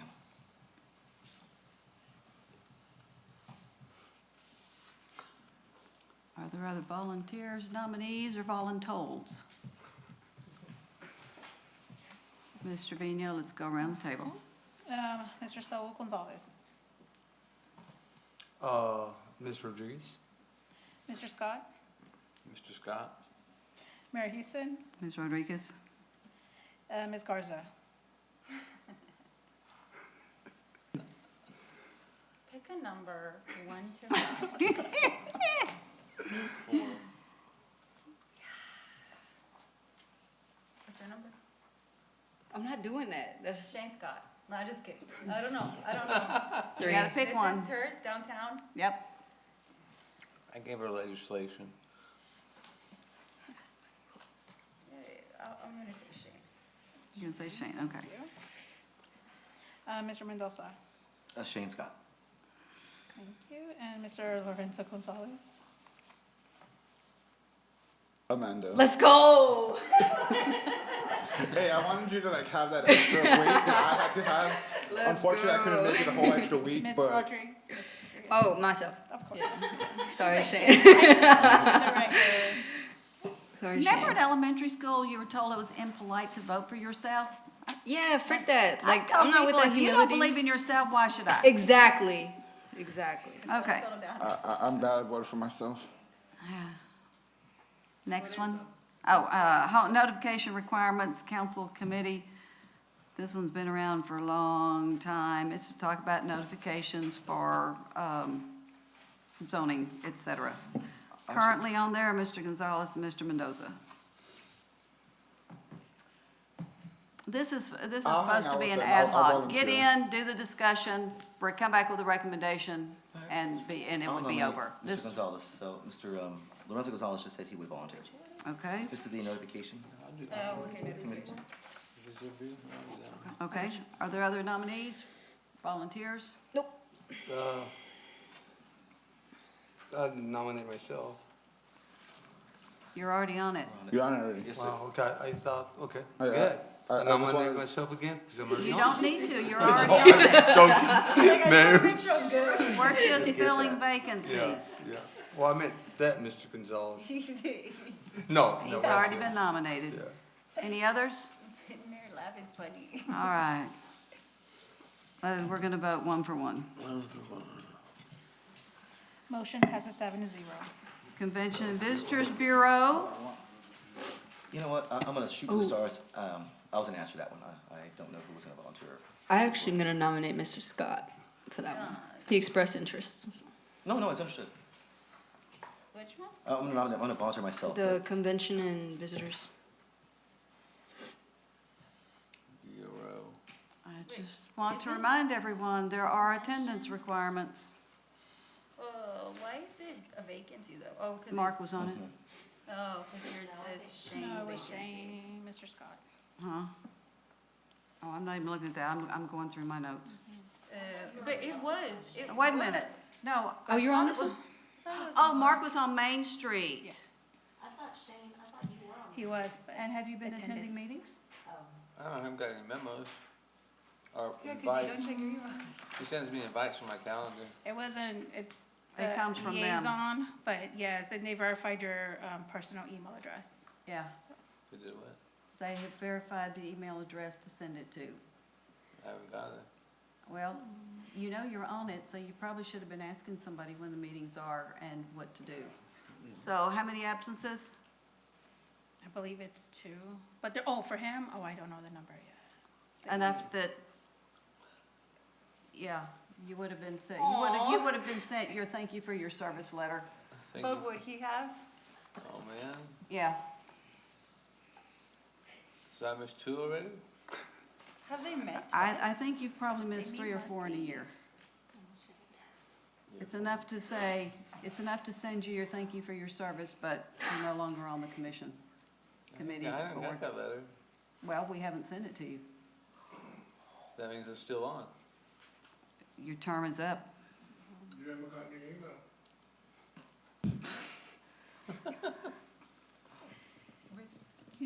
You Wait. do miss meetings at times. Yeah, if she, I tried to I mean, get I'd like to take it. calendar. That's what I count on Elizabeth for.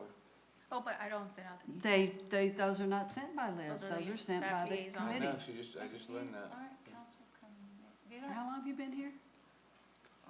I don't know. Okay, folks, do you want to leave your name in nomination, even though you've not been attending the meetings and you're already on? Am I on the commission? Yes, and you haven't been going. Oh, I am telling you, I have not seen any notifications from anybody, But so. if you know you're on it, you need to inquire. Well, I'm usually, people tell me when they wanna see me. So is the vacancy open with Well, Mr. Scott Which still? isn't very often. Eligible, yeah, There's a vacancy because Mr. Scott has not attended, he's missed enough meetings to be said, thank you for your service, you're no longer on Oh, I didn't know that. I just the thought- board.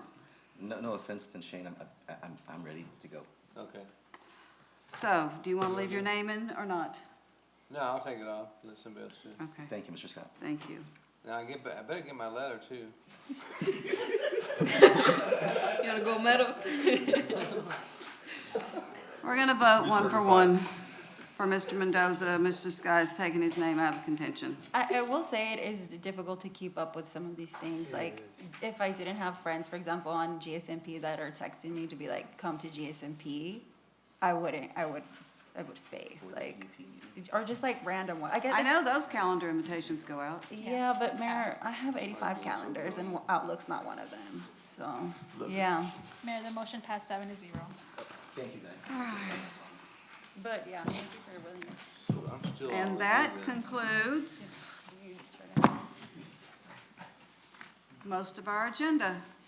Mr. Vino, would you read item 18, please? The city council will convene an executive session pursuant to the following sections of the Texas Government Code.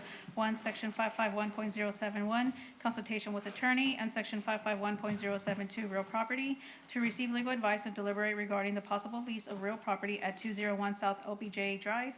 2, section 551.071, consultation with attorney, to receive legal advice regarding A, possible amendments to the regional wastewater treatment plant cost participation agreement and related out of city utility service request, and B, possible settlement of all matters related to a request by Qualico Developments US Inc. for out-of-city water service to an approximately 306-acre tract of land southeast of the city.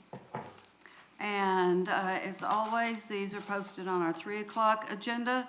And we did have the executive session at that during that time, and we concluded that, so we do not have a need to go into executive session now. So we'll go to the next item.